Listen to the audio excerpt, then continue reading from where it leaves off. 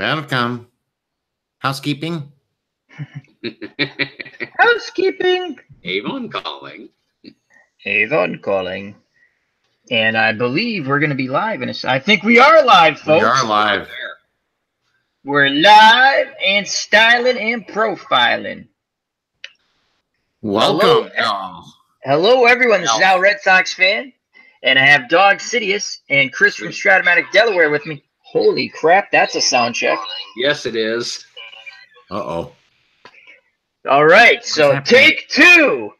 Hey, so fan we're here with Dog Sidious and Chris from Stratomatic, Delaware. And thank you for joining us on another chat with Al. And as always, remember,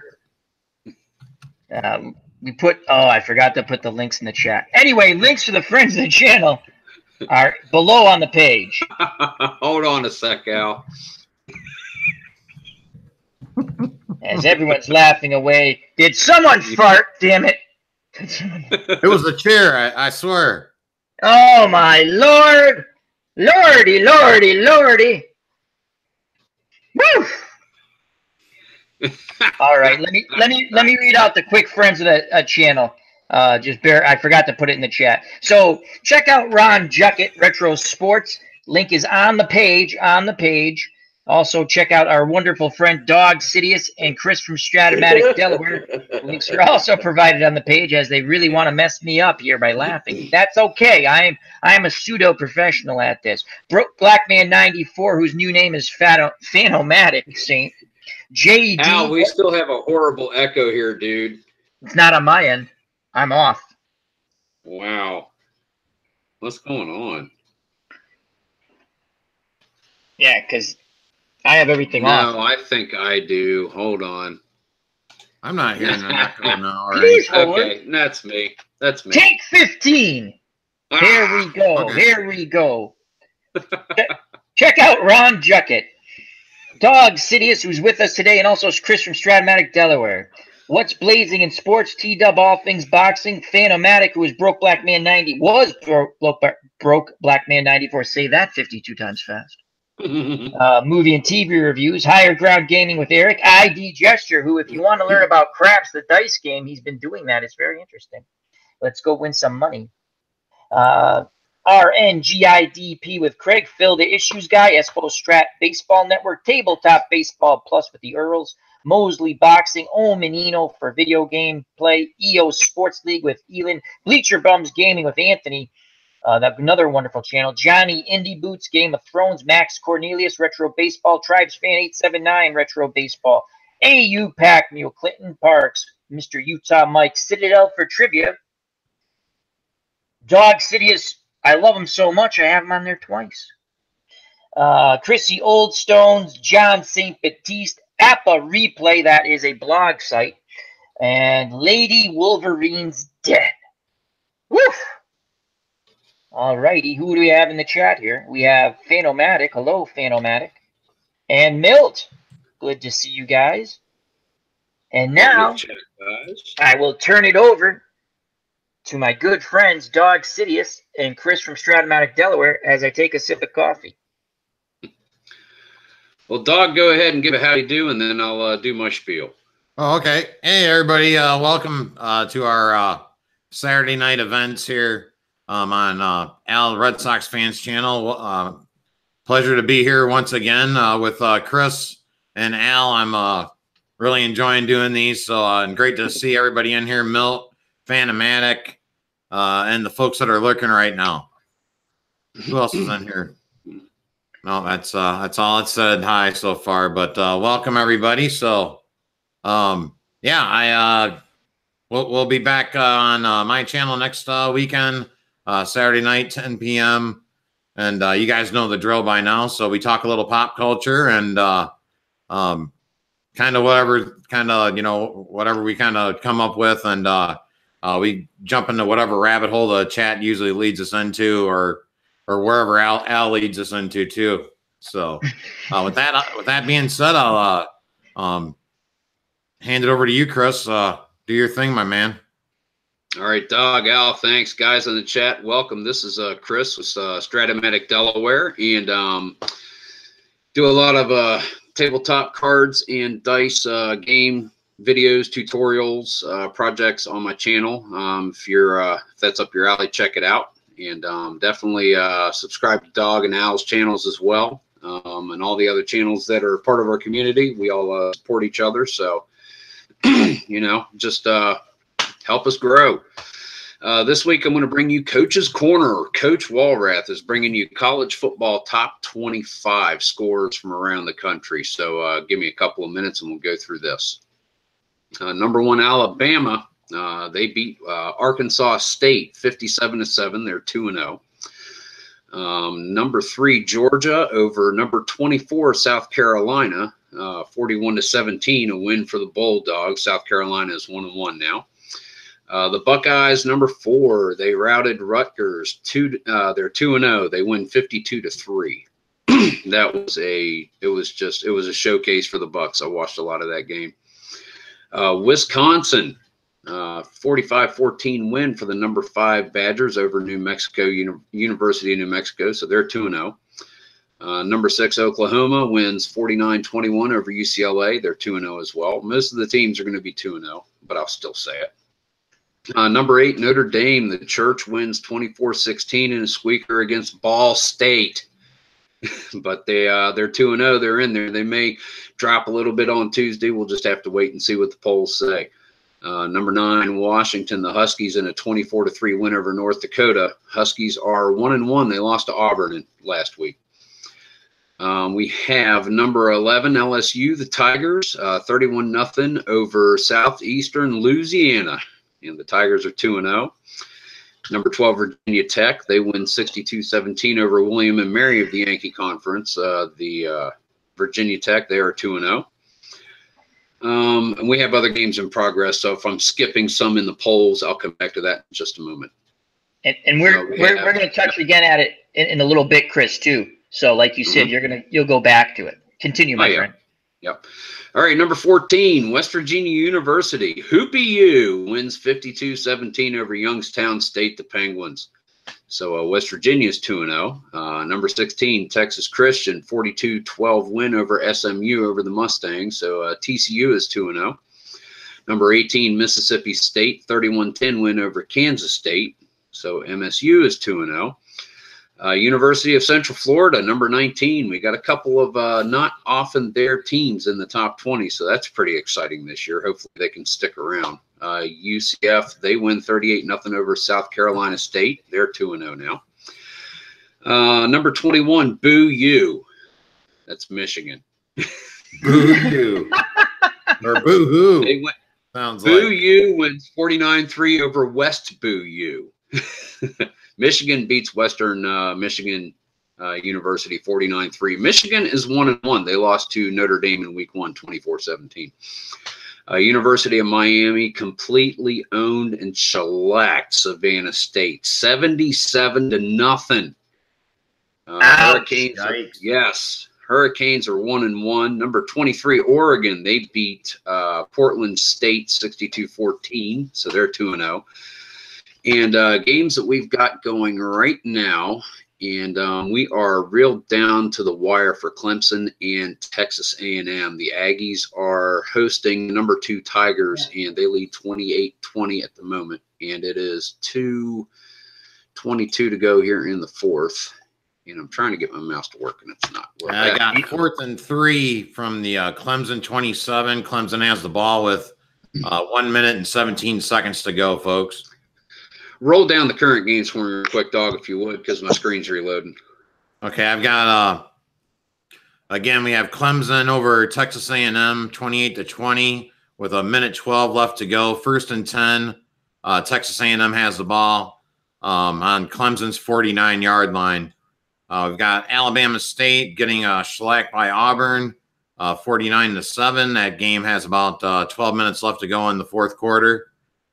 We have University of Kentucky 21-10 over number 25 Florida with about a little under 12 minutes to go in the 4th quarter there. Penn State is taking care of business against Pitt. It looks like 23-6. I got you now, There's Dog. 6 minutes left to go in the 3rd quarter there. So plenty of time for anything to happen in that one. We've got Stanford up. I'm sorry. Let me go ahead and finish this up. Okay, go ahead. Cool. Yep.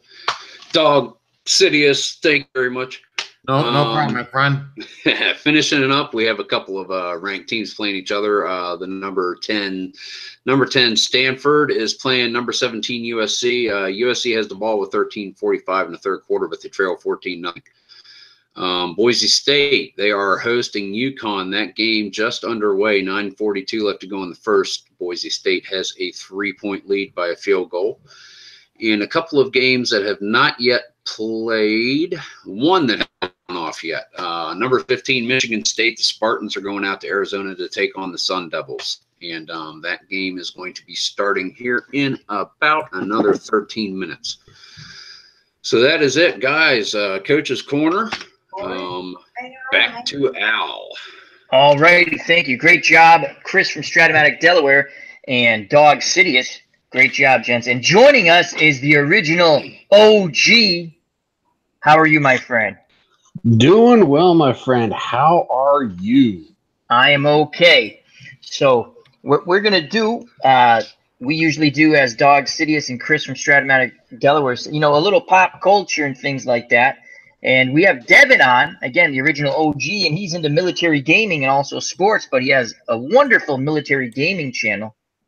And he was also one of the links that I provided here on the page, the original Grognard and also Itinerary Hobbyist. Check them out. Wonderful channel. And I'd like you to start off with what your channel's about, OG. And Chris, this is Devin. And Dog, this is Devin. And they're my partners in crime. Hey, OG. Hey, what's up, guys? Like I was saying, I do military history and strategy war games, both tabletop and on the computer.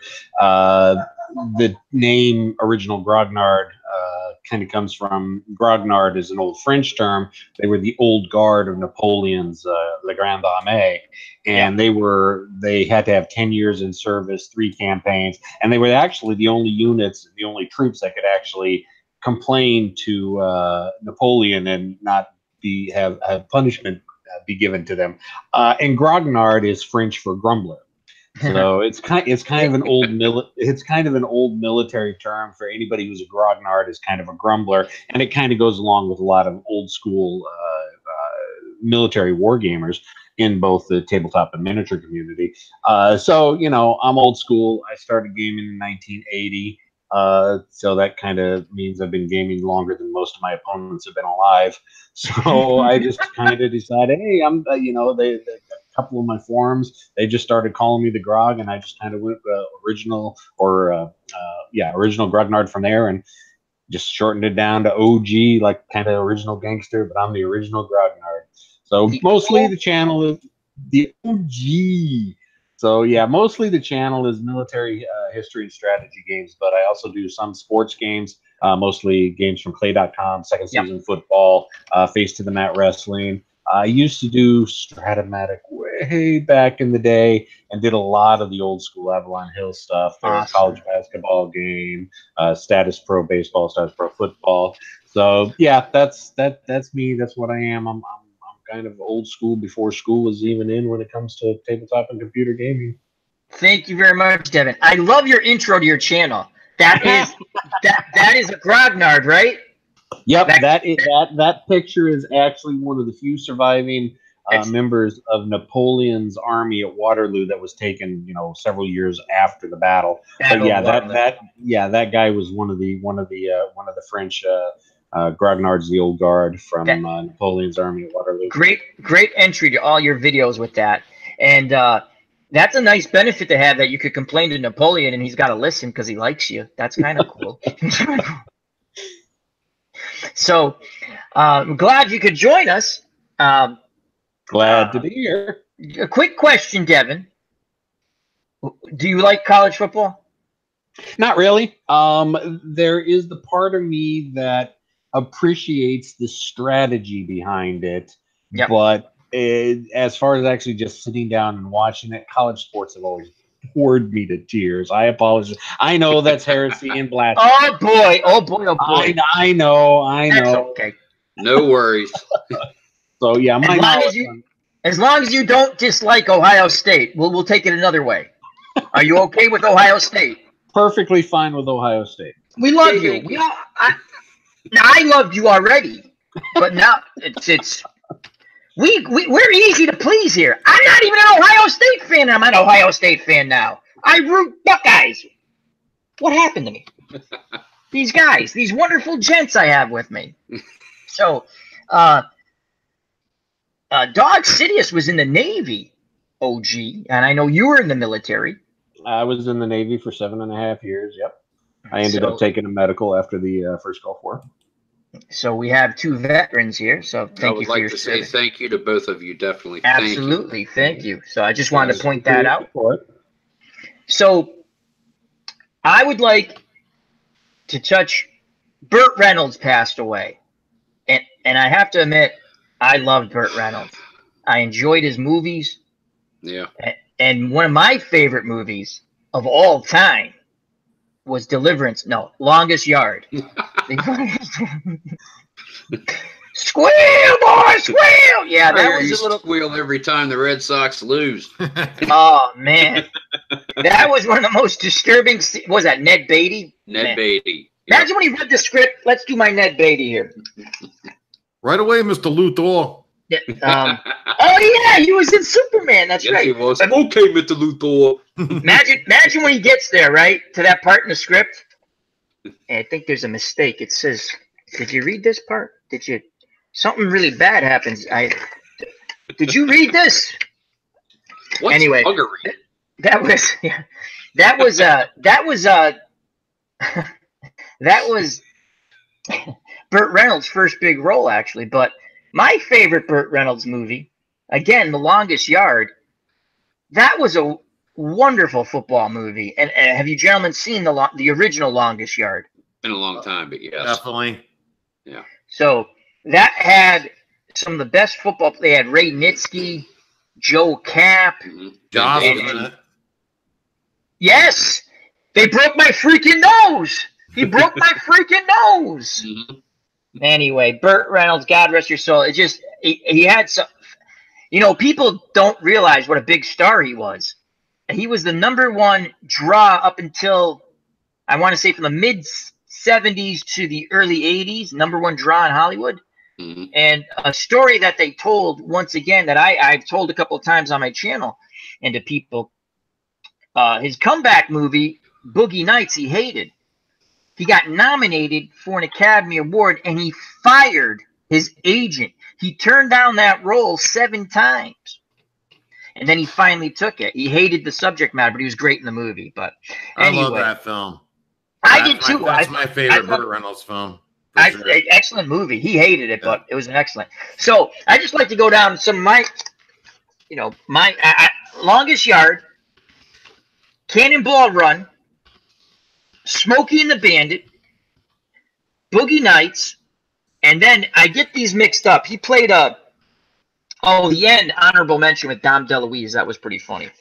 But he played in one of his movies. He was like a detective, and I can't remember if it was Sharky's Machine. I think it was. Sharky's Machine. Yeah, and he told the guy, if you push off really hard, you might hit the pool, because that's what he said to his friend when the guy had killed his friend. And those are some of my. I really enjoyed Burt Reynolds. And The Longest Yard, I remember watching that with my dad and my brother, and on regular TV, so they're beeping out all the swears, right? And it was funny. But the first time I saw it, like when we got a VCR and I could actually see it, and I was like, holy cow, this movie's the best.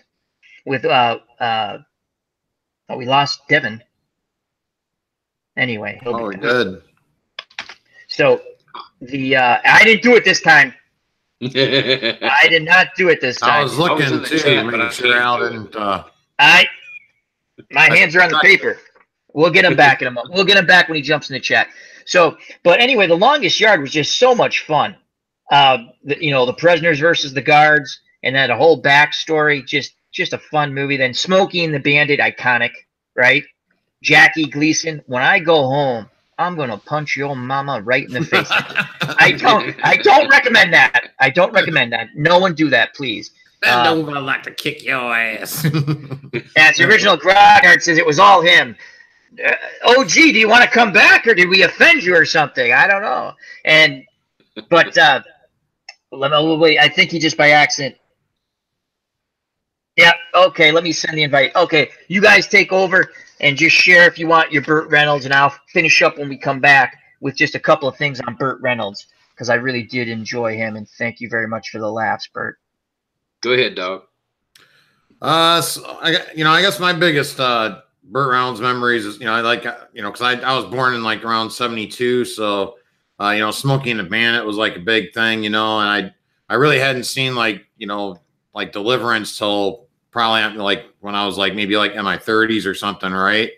So but yeah, I just remember that just kind of like I'd read an article earlier, and it really made sense, because I remember he was in some films that were just kind of some real stinkers, but yet he just kind of was still a big, huge movie star, right? And let's see, I trying to think. Yeah, The Longest Yard was great. The Smokey and the Bandit films, I love both of those, Smokey and the Bandit 1 and 2. I think he just did like a little cameo in part 3 there. But I remember seeing Boogie Nights, and I just remember how, just the performance he gave, and it was just absolutely perfect. And I think he might have been just upset about, maybe the type of film he was in or something of that nature. But if anybody's ever seen Boogie Nights, and I don't know, I thought he deserved the Oscar that year myself. But I mean, he was going up against some pretty good stiff competition that year. And then Robin Williams, it was Robin Williams won it for Good Will Hunting that year. Yeah, and he won it for Good Will Hunting. That was the big movie they went up against. But there's just some great performances in Boogie Nights, and that was just kind of sad to see Burt Reynolds go down. But a lot of great memories of Burt Reynolds. And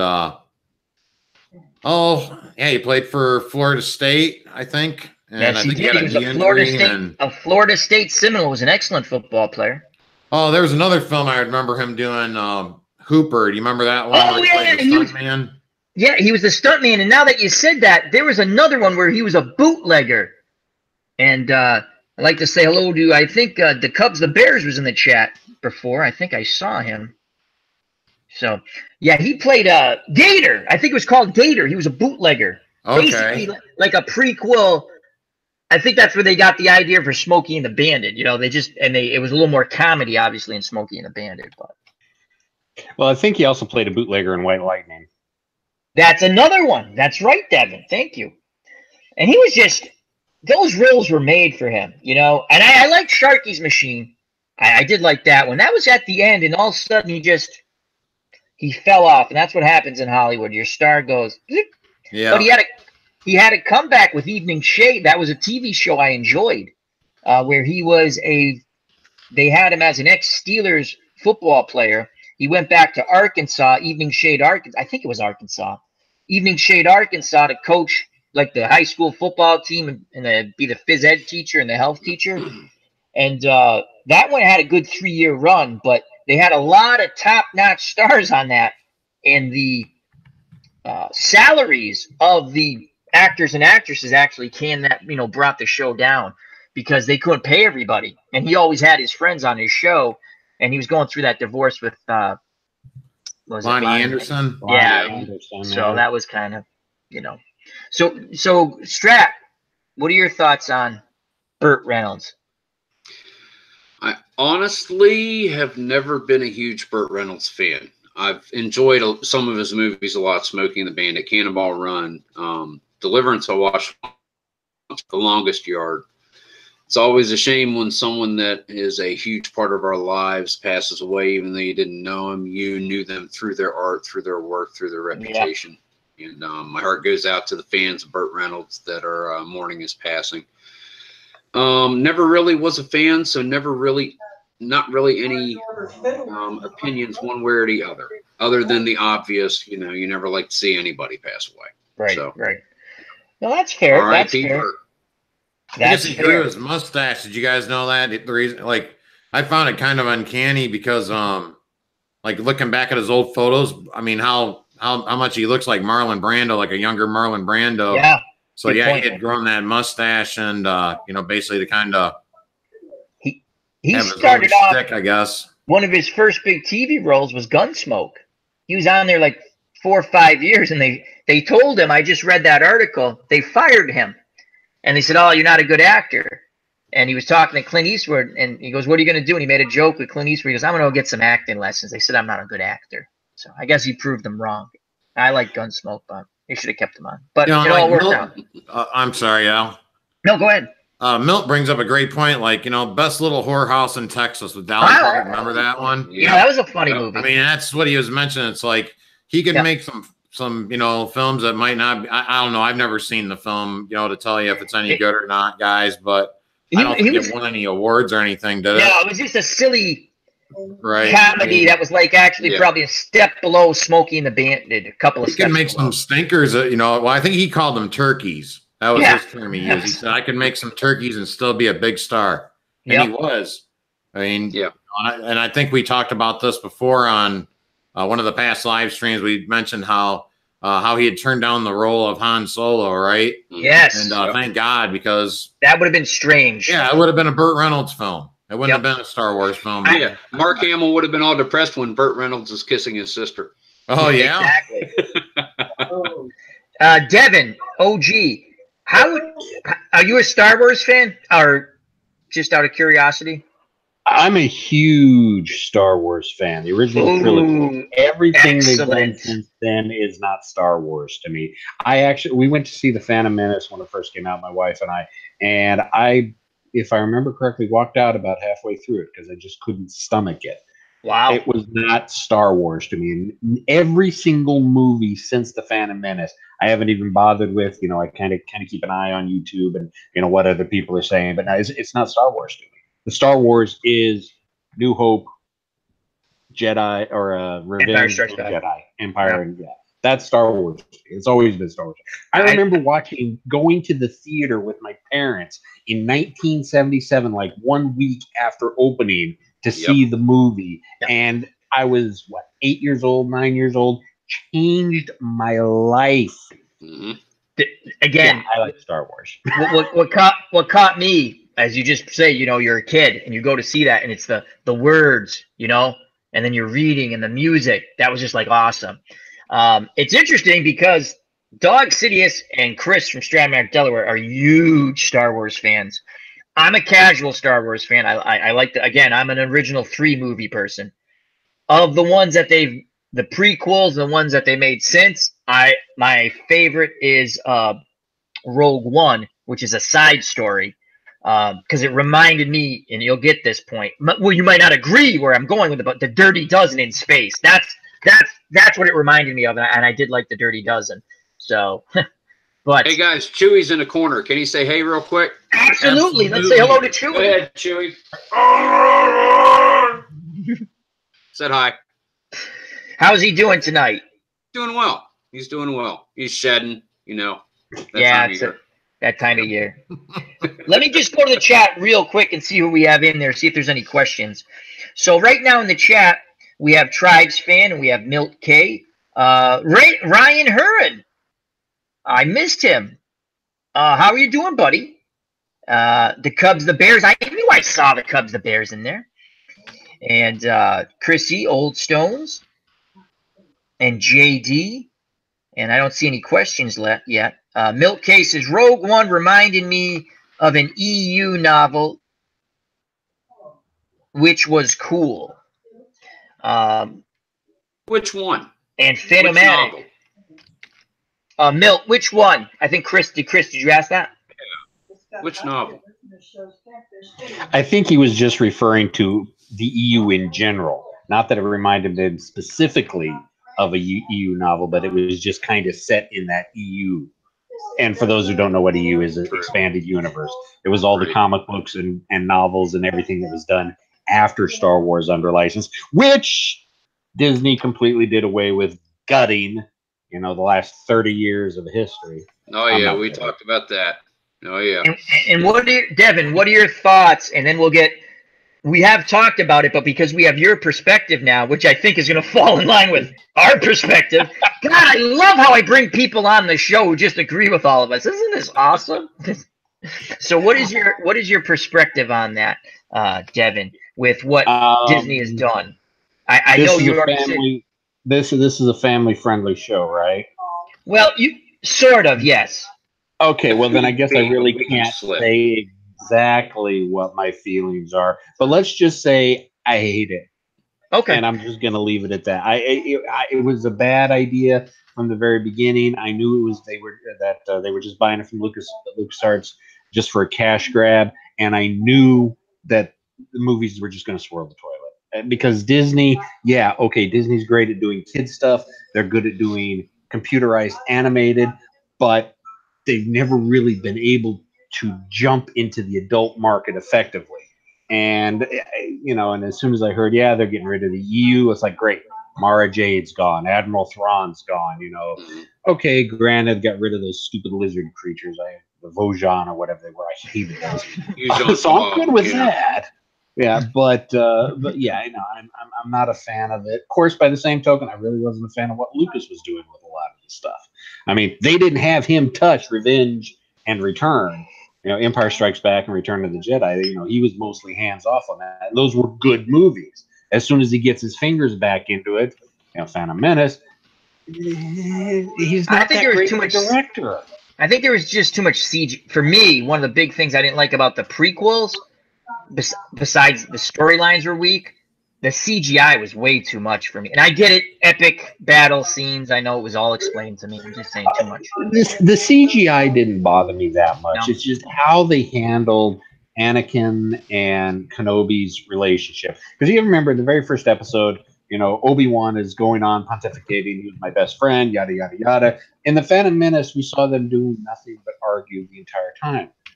There was no buildup of friendship there. There was no showing that connection that they were as close as brothers, like Obi-Wan was pontificating in the first one. And his fall from grace was just so ham-fistedly, delivered. It's like, oh, well, Darth City, or not Darth City, it's a Palpatine just kind of, oh, this is what you should do. It was just stupid. It was just bad writing. So now, I could go on, but I'm going to shut up. And I'm going to jump to Chris and Dawg with their thoughts on that, because this is nice. We talk about this a lot, but it's nice to have another fresh comments in there.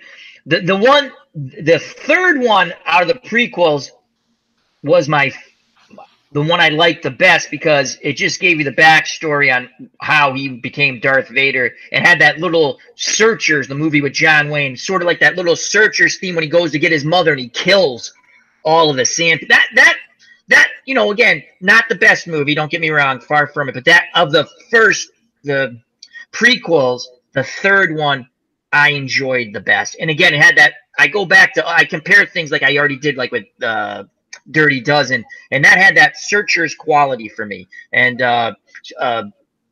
Chris, go ahead, and then you can turn it over to Dawg. Thank you. I liked the story that the prequels gave. I loved the story that the prequels gave. However, it could have been presented in a much better way. I mean, it was well done as far as writing and as far as thinking out the characters and everything, but the way that they placed it into the movie, yeah, you're right, Devin. It seemed like it was chopped in there, and here you go. Take, you were my brother, and live with it. Go ahead, Dawg. Oh, I have the high ground now? You have the high ground. Here, I'm low. Yeah, it was kind of, when they, when Disney said, hey, all these old books and, like these Thrawn trilogies and all the old comic books, everything other than, some of these cartoons, they're not canon anymore, right? And I think it's just because they don't want to spread their wealth, basically, with, you know, they don't want to, you know, say, okay, hey, you know, Timothy Zahn, can we use your story here and make a, you know, 3 movies out of them, right? Who's going to get money off of that, right? Timothy Zahn is, and not Disney.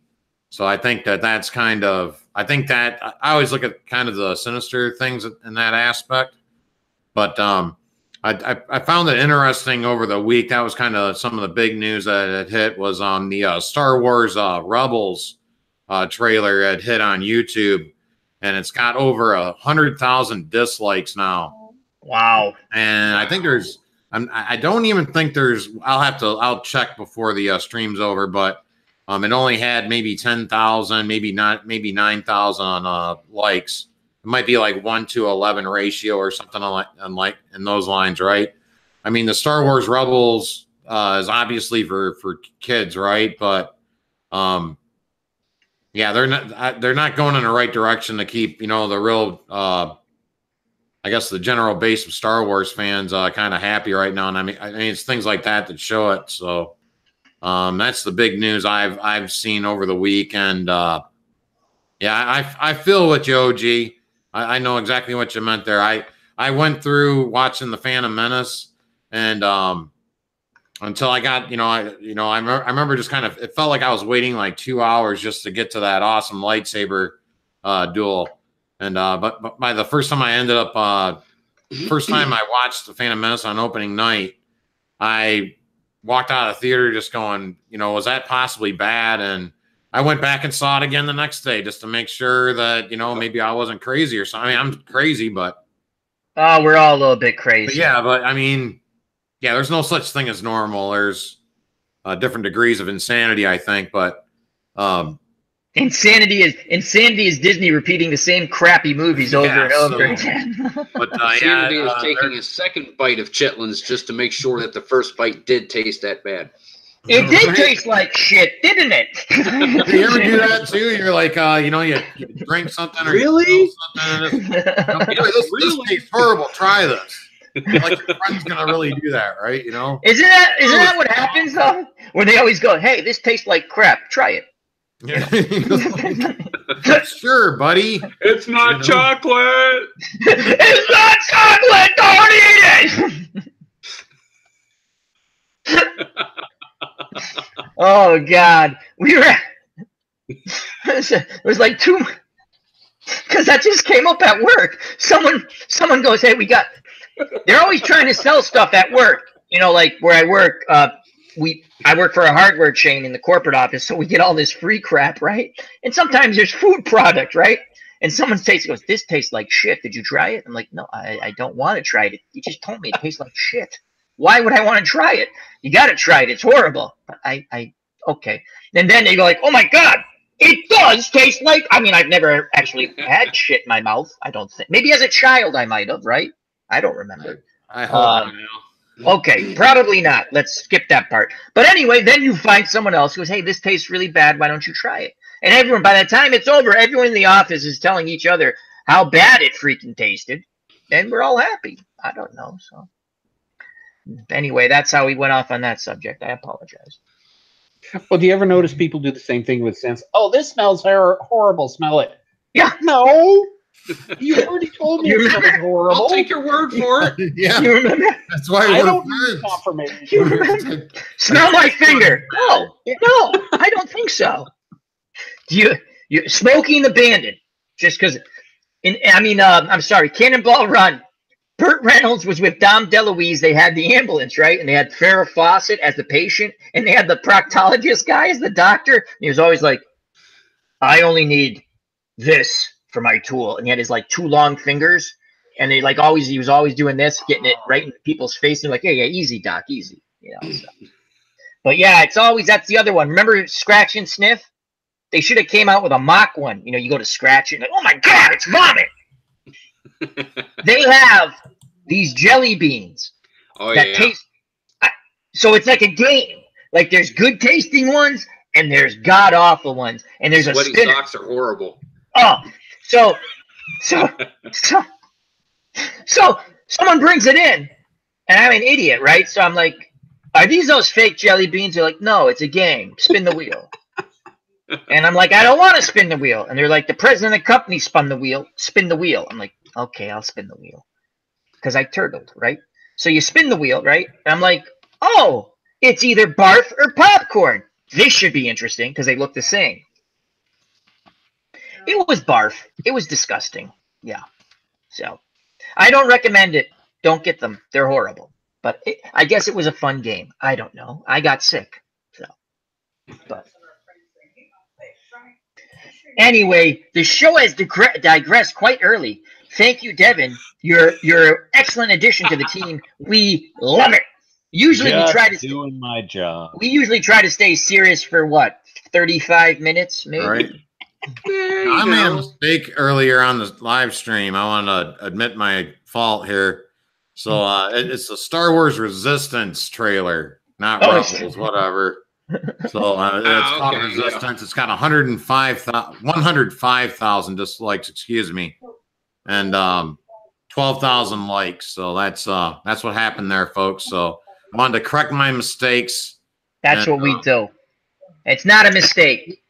You notice none of us correct. It's the Resistance. The Resistance.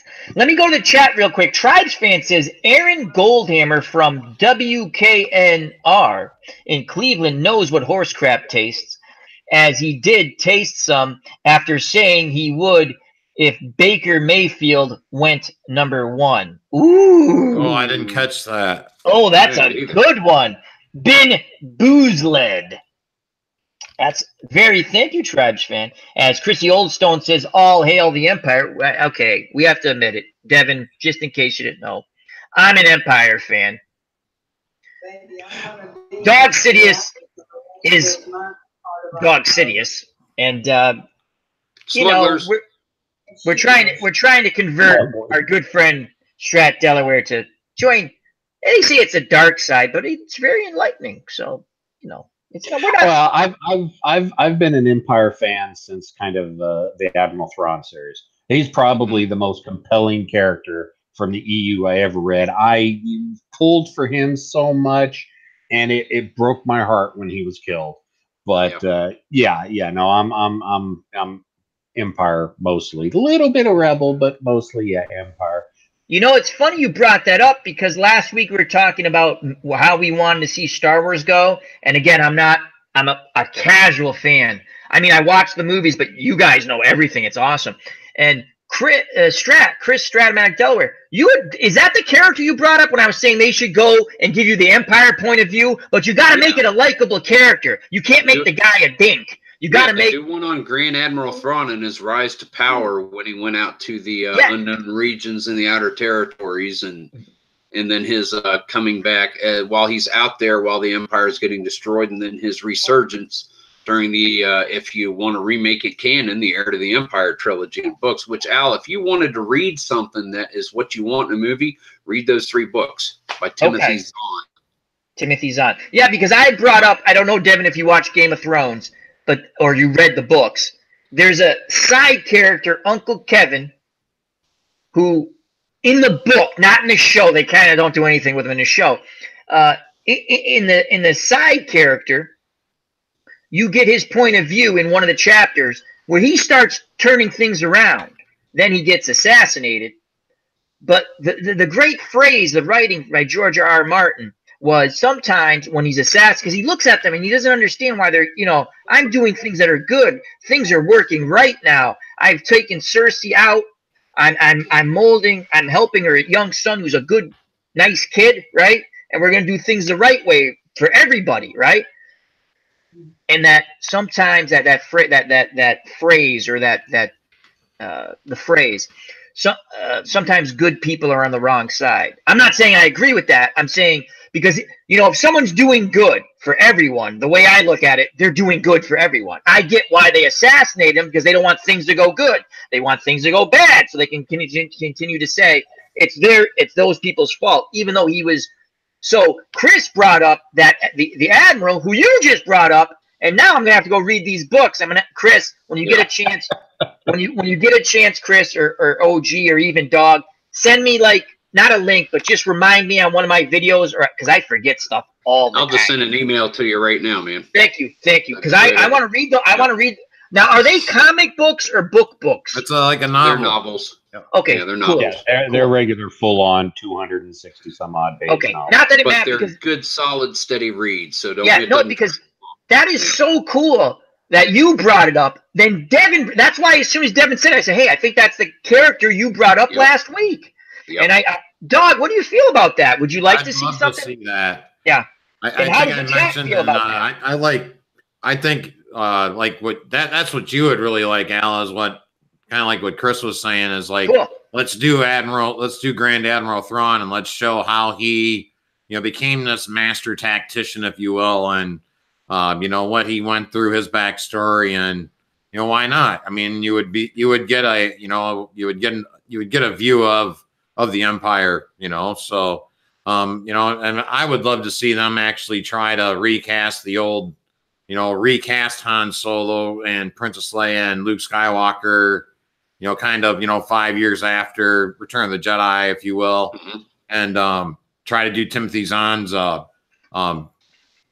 films, if you will, right? Heir of the Empire, Dark Force Rising, and The Last Command. So yeah, but I mean, if they're not going to use those books, as canon anymore, I would love to see them try to go with Thrawn as a backstory. So, but right now, I think a lot's going to depend on how Episode 9 does at the box office. Right now, a lot's going to depend on that.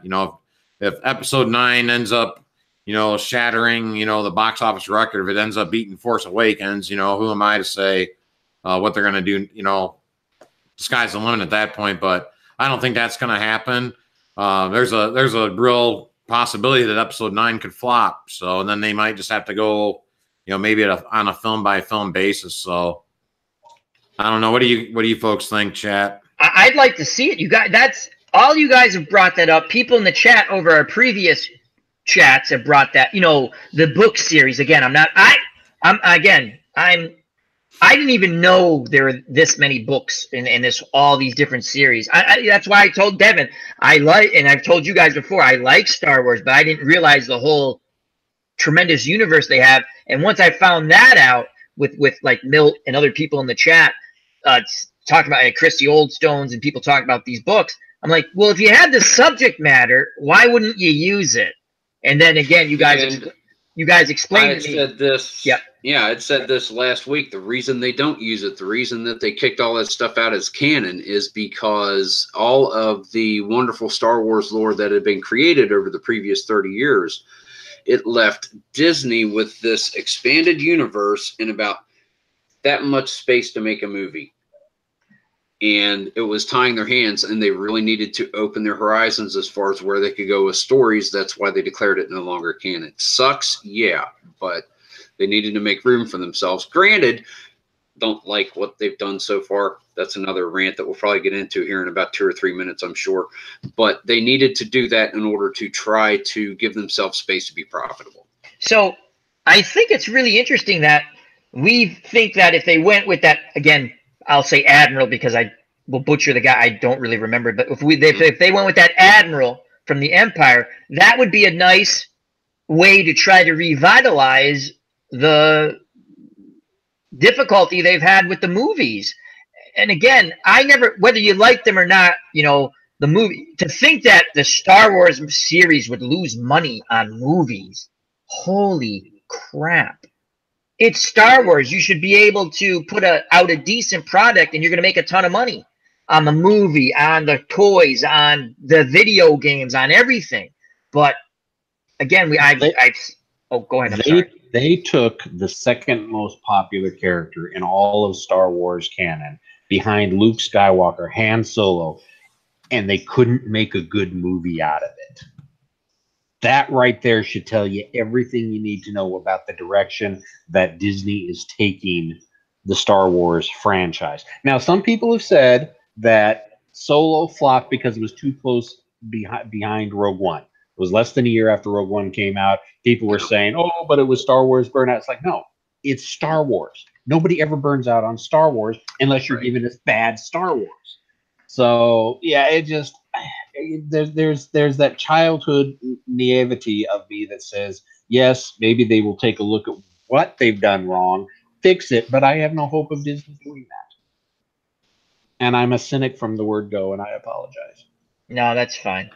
So it's just, again, we talk about this a lot because we have Dog City is a huge Star Wars fan. Check out his wonderful channel. We have Chris from Stratomatic, Delaware, huge Star Wars fan, big retro gamer, card and dice, lots of wonderful games. Check out his channel. And of course, check out the original Grognard, OG, Devin, military strategy. And I'm going to talk a little later, just bring up a few points about some couple of battles that I'm interested in. And thank you. I've thanked you in type, in text, however we want to put it. When you got me the Zulu, the Battle of Islandwana, I asked Devin, I'd like to play this battle. I can't find a decent game. And I know he plays a lot of military strategy games. And he found me a beautiful site, and I forgot it.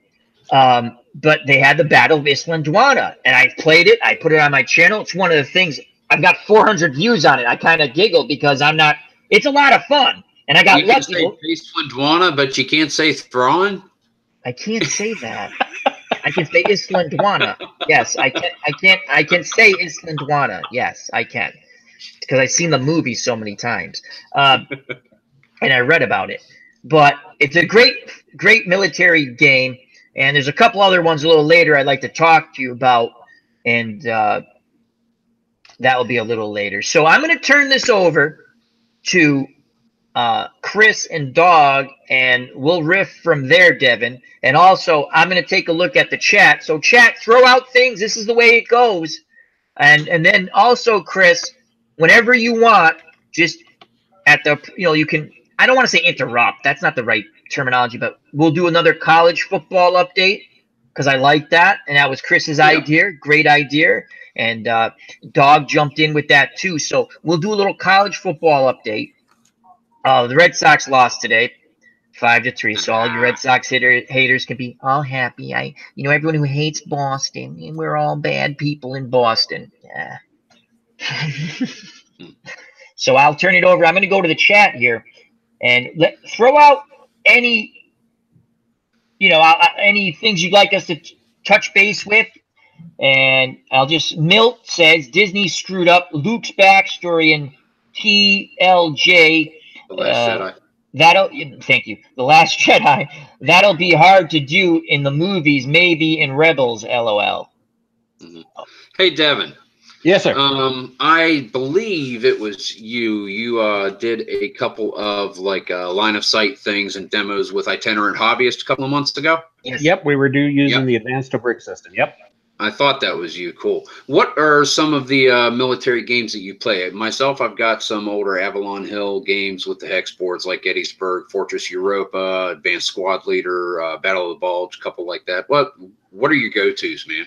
My go-tos are it's the old school stuff, the Avalon Hill stuff, the strategy and tactics, their magazine games, their hard box games, even getting into Victory Point games, which really was nothing more than strategy and tactics designers going to work for Avalon Hill. It's the old school stuff. I mean, it's not that I'm opposed to a lot of the new stuff. It's just I'm unemployed and don't have a lot of money, so I can't buy a lot of the stuff. So I have to play all the old games that I've owned for years and years. Squad Leader was the first game I cut my teeth on in 1980, and that's a hell of a game to have to cut your teeth on.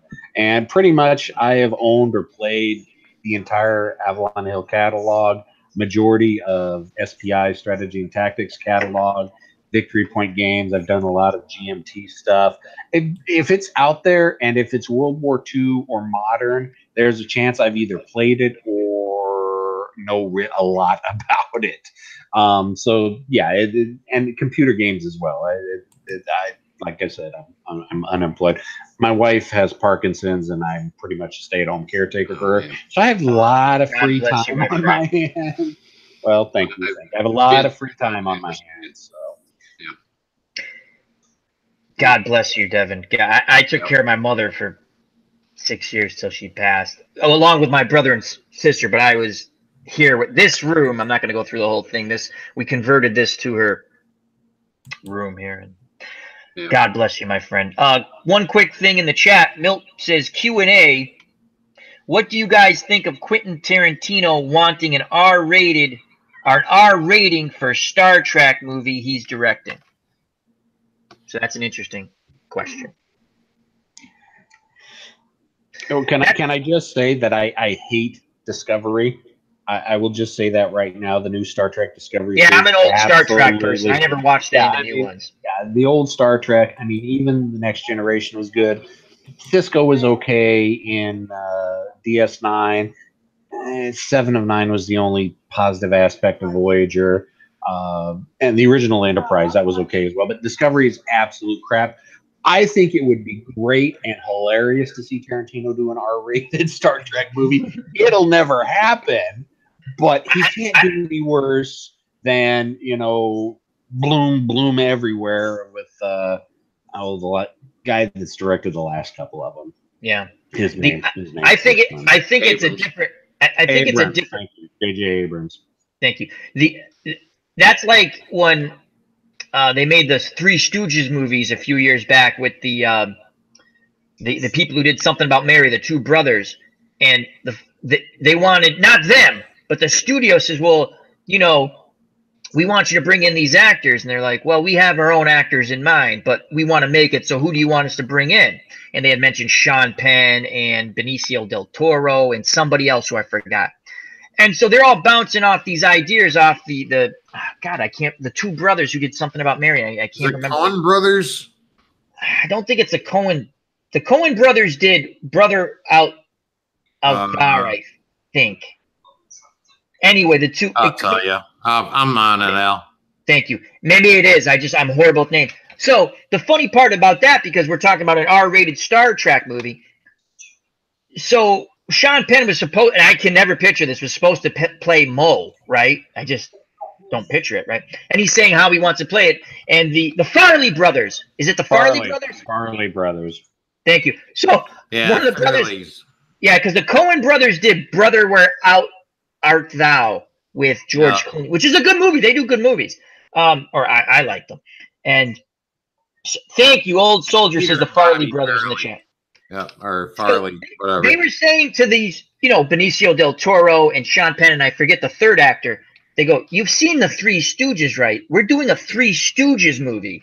Like the Three Stooges, because we're big fans. They made us laugh when we were kids, and we want to bring that enjoyment to new generations. People seem to still like them, as we do, right? And they just didn't get it. And so finally, the long story short, the project keeps getting scrapped. They keep making comedies that are making money, and finally they get the okay to do it themselves. And it was a nice, fun movie, old school. But they knew their audience. We don't want Mo to swear, though. We've done R-rated movies. They go, this is not an R-rated movie. These are the Three Stooges. You should be able to, the whole point was you should be able to go with your family and have a good laugh. And again, they made Something About Mary, and they made other funny, close to R-rated, if not R-rated movies. So they're not like prudes. It's just they couldn't understand how the studio didn't grasp the concept. And then when they got big enough with the movies they made, they did it themselves, and it was a fun movie. I took my nephew, and again, I like R-rated. I don't care about the comedy, but I like the Stooges. I took my nephews, their friends, my cousins. We all went. We went with like 15, 17 people, a bunch of them. And it was nice. I don't see – it would be funny to see an R-rated – to me, an R-rated Star Trek movie, just to see Kirk drop an F-bomb. That'd be kind of funny, because when you're a kid watching it, you're like, he wants to F-bomb those bastards with the antennas come out of their head. That he just punched the guy. He wants. So I don't think they'll do it. I just don't. So good question, Milt. And thank you, Old Soldier, for coming, putting in the chat Farley brothers. So that was interesting. And we'll just get back again. I'll check the chat out. And Chris asked a really good question to Devin about the military strategy games. And Devin, thank you for the answer. Now, I enjoyed military strategy games. Again, the one that got me hooked probably got a lot of people hooked. And it was a very basic military strategy game, Risk. Risk was that caused more arguments in the neighborhood that became fistfights. That was incredible, right? Ours And was Axis and Allies. Axis and Allies was awesome. That was like the next step up from Risk because it had slightly more strategy, right? And then we played Stratego too, but there weren't that many fistfights with Stratego. You always had that one numbnut kid. I mean, it would work once, like they'd surround their flag with the bombs, and they always did it. And you're like, really, really, Mikey, again, surrounding the flag. I mean, it worked once, Mikey. It's a one-trick pony. There's a reason why you haven't won in 3 years. Stop doing it. Because we'd have these little Stratego tournaments, and everyone wanted to play Mikey. You knew what Mikey was going to do. He never changed. And he'd sit there and go, I'm not doing it this time. Like, really, Mikey? Really? Really? But yeah, Axis and Allies. Again, that was like a next step up from Risk. We had slightly more strategy. And I wish they would come out with a computer version of that game. There's similar games to it. Because unfortunately, Devin and Dog and Chris, sometimes I buy these military strategy games and they're more of a, I should really read. They're more of a grand strategy game. And I'm like, really? Can we just get to me invading a country? Can I just break my treaty and invade somebody? That's what I'm here for, to make believe to be a tyrant and make everything happy for everyone. You know, that's just me. But There actually was a computerized version of Axis and Allies. Really? Out. Yeah. It was a few years ago. I want to say Matrix Games has a copy of it. Yeah, it's a Slytherin Publications, Matrix Games. They do, that's all they do is computerized war games. They've got some really good ones up there, and they've taken a lot of the old school stuff from the late '80s, early '90s. Some of the old Talonsoft games, SSI games, the old Gary Grigsby games, War in the East, War in the West. But yeah, if anybody's going to have it, and I will probably try to look for a link later on. But yeah, there was a computerized version of Axis and Allies that was done. Yep. Got a couple updates on scores out. Excellent. The Aggies could not quite pull it off. They scored a touchdown on that late drive, but it looks like they went for two, couldn't tie it up because the final score was number 2, Clemson, 28-26. And Auburn finished their shellacking of Alabama State 63-9. So they are going to hang around somewhere in the number 7 area next week as well. So we've got 4 or 5 more games still hanging out there. Back to you. Just a quick thing. We had like this person jumped in the chat. I don't think he ever dated a girl before. Just my opinion, because that was just my opinion. Anyway, gone. So. Oh, that's awesome. I love when they have multiple accounts. That's the best. It's so funny. I'm a big Chad fan.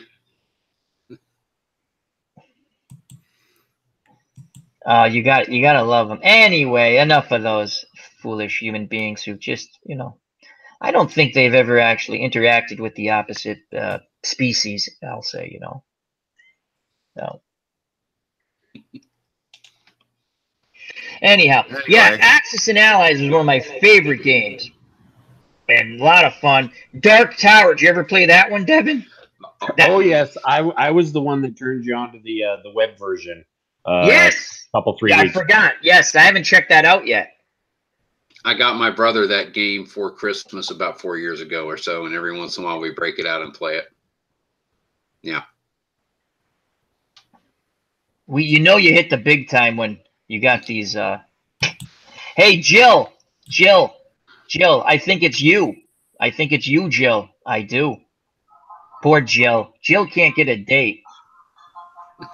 ID Gestures in the chat. Why don't you join us, ID? ID Gesture. Let's see how many more dinks can come in the chat with it's this one person. This is what's funny. I'm gonna give them their moment, their 15 minutes of fame. You get a 15 minutes of fame. So, let's see what they got to say. Yeah, let's see what they got to say. We'll continue because they have nothing to say. If you went to their channel, nothing. Jill wasn't able to go to her prom. She was like Carrie. So now they have another one. Oh, he's got a mullet too. That's awesome. So ID Gestures in the chat.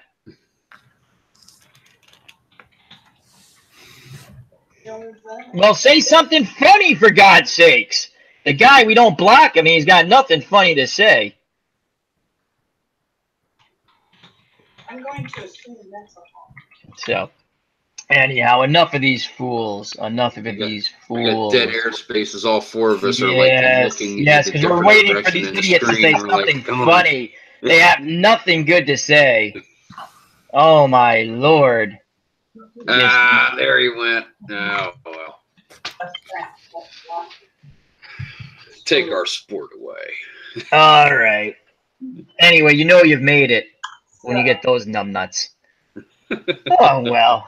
So Posted by Donna. It's a doctor. I loved Axis and Allies, and it's just a fun game. That didn't cause as many. But obesity is helping. Maybe Cindy could Take over the show, gents. Okay. Yeah, Axis and Allies. The two that I love playing the most are either Russia or Germany. Russia, I'll take as many tanks on their first turn as I can and weaken Germany's front, but then I am stacking infantry because I know Germany is coming back at me.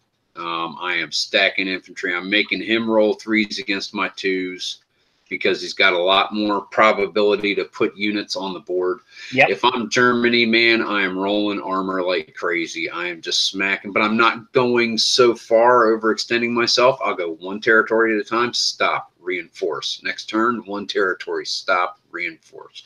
I love those two.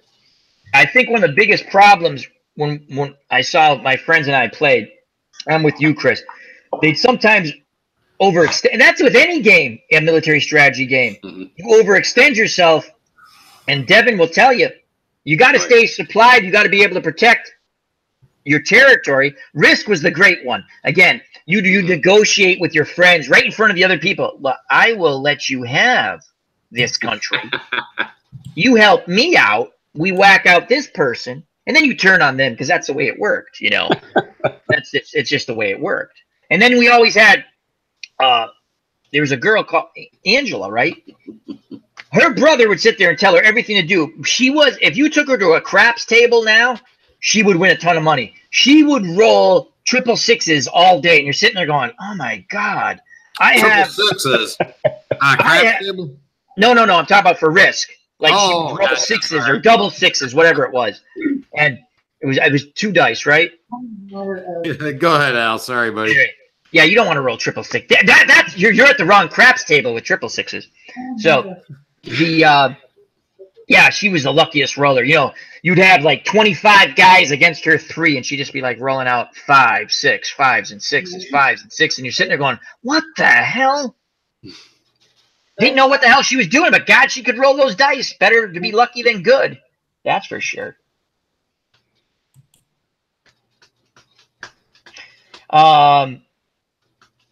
Old Soldier says he likes strategy games, military. They're fun. And Devin brought up something. I don't know if it was on one of your videos. You had said you didn't understand why more sports sim gamers don't play more military strategy games because it's basically the same thing. Yeah, it's numbers, it's strategy. It's like for football, it's like, all right, do I throw up a nickel defense, a 4-3 defense, a 3-4 defense? You know, you've got all these strategic decisions you have to make, and mostly it's in football, although in baseball and basketball there as well. But mostly I focus on football, so that's where my allegories come from. It's all strategy, it's all decision making, and you have to run the numbers. Yeah, it's like, all right. It's like just in regular wargaming. All right, I got this T-34 here. He's got a PZ-3 over there, or he's got a Panther. Which one am I going to shoot at to be able to knock out easier? You know, and a lot of gamers are, we call them in the hobby, rivet counters. You know, they will get down and they will know how many rivets are on the side front glacis panel of, you know, the Panzerkampfwagen 3A.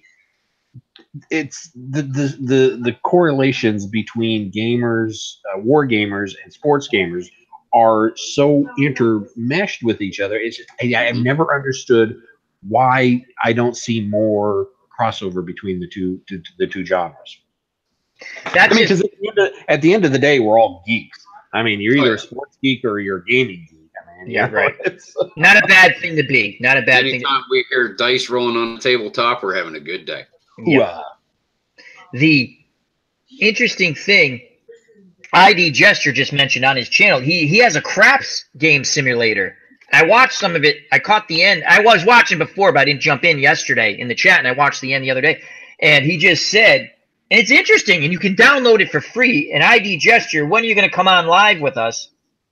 But he has that. Check that out on his channel, ID Gesture. And it has the pass and all that, the table. And you're just basically, it's a good way. I'm not recommending going gambling. I'm just saying if you want to sort of learn the game, because I believe that's the game that you have the best odds of winning, I believe. Check that out on ID Gesture's channel.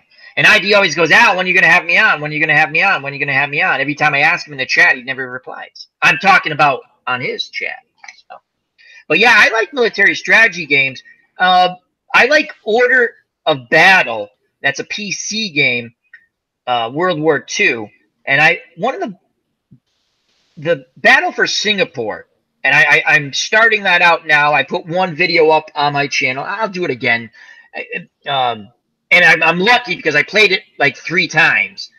Well, I played it more than that, but I mean 3 times all the way through.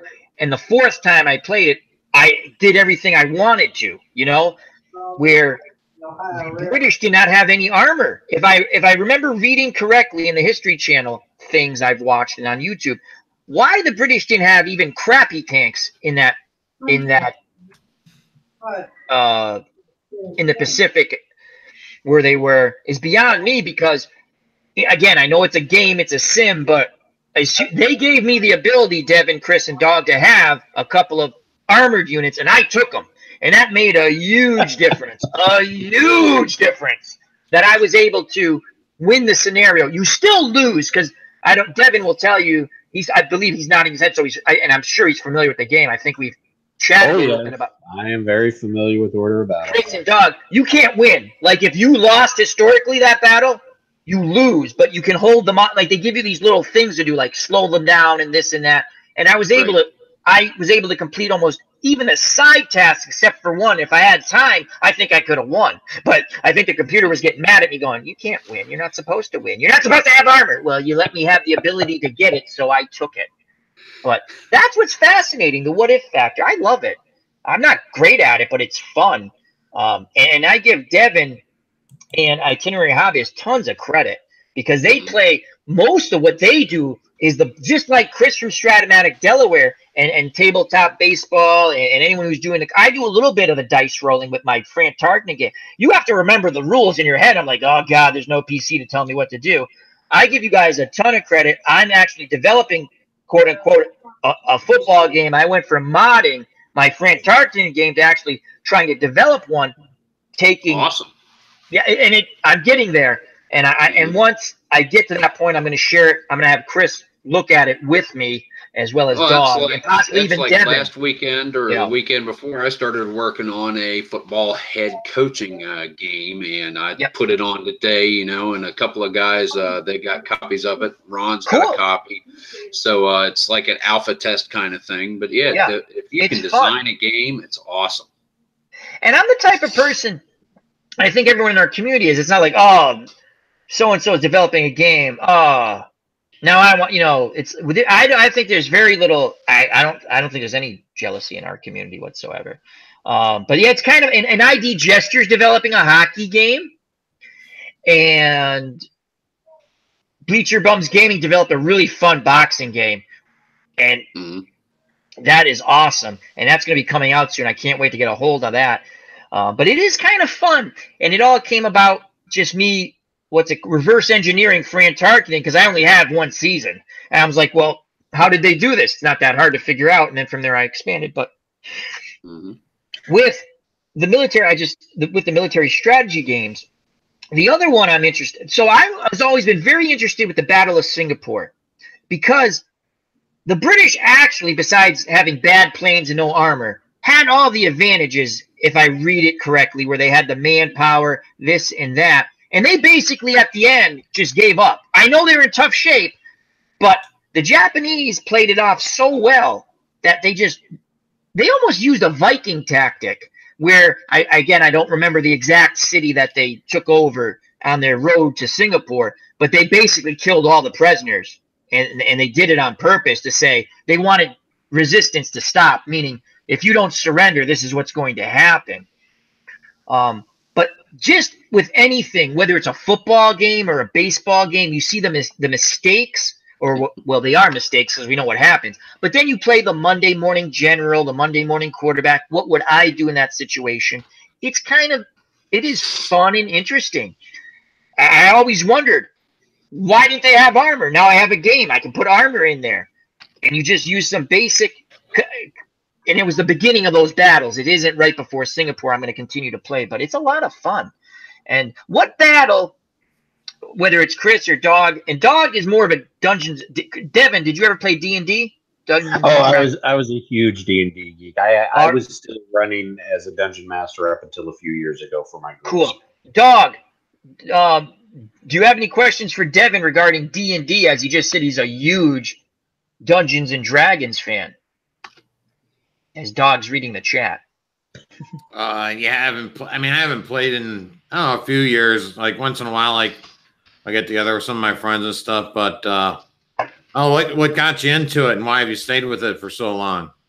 I was one of your typical outcast loner nerd geeks when I was in junior high, and I was sitting in the library one day, and another loner nerd geek was sitting next to me, and he was doing something with graph paper, and I had already gotten hooked on Avalon Hill games at this point. And it's like, oh well, what's this? And he said Dungeons and Dragons. Of course, my folks being conservative Christians never let me play D&D in the house. So hey, this is a guy in school that's playing, and yeah, it kind of went downhill after that.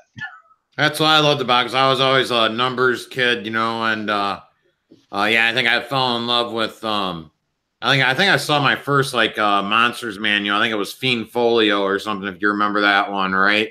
Oh yeah. And, then I saw like a Dungeon Master's Guide, and I'm like, what's this? And then I think for Christmas I got like the player's handbook kit and stuff, and then like you're going through that and you're playing your first self module kind of thing and learning how attacks work and encounters and things like that. And then next thing you know, and you're like, wow, I can make my own dungeons. Wow, I got graphing paper, and I can, make traps and dungeons, dungeons, traps, wherever I want to make it, and as long as I can try to keep the game fun and keep the game flowing. And so lots of times I had more fun playing, as long as you had a good dungeon master. But it's the dungeon master has to know all the rules and things of that nature, and keep the game flowing. But if you're, that's why I'd mentioned to Al before. I was like, I can't believe you never played D&D, because when I watch him playing his Fran Tarkington game, I'm like, holy cow! I mean, that's the same thing a DM would be doing right now. It's like you got this army over here, right? You got this other army of 11 over here, right? And all Al's got to do is imagine like 5 other dudes around him, right? Just rolling dice, and I hit them, and okay, let's see how much damage you did, and I had friends who played it.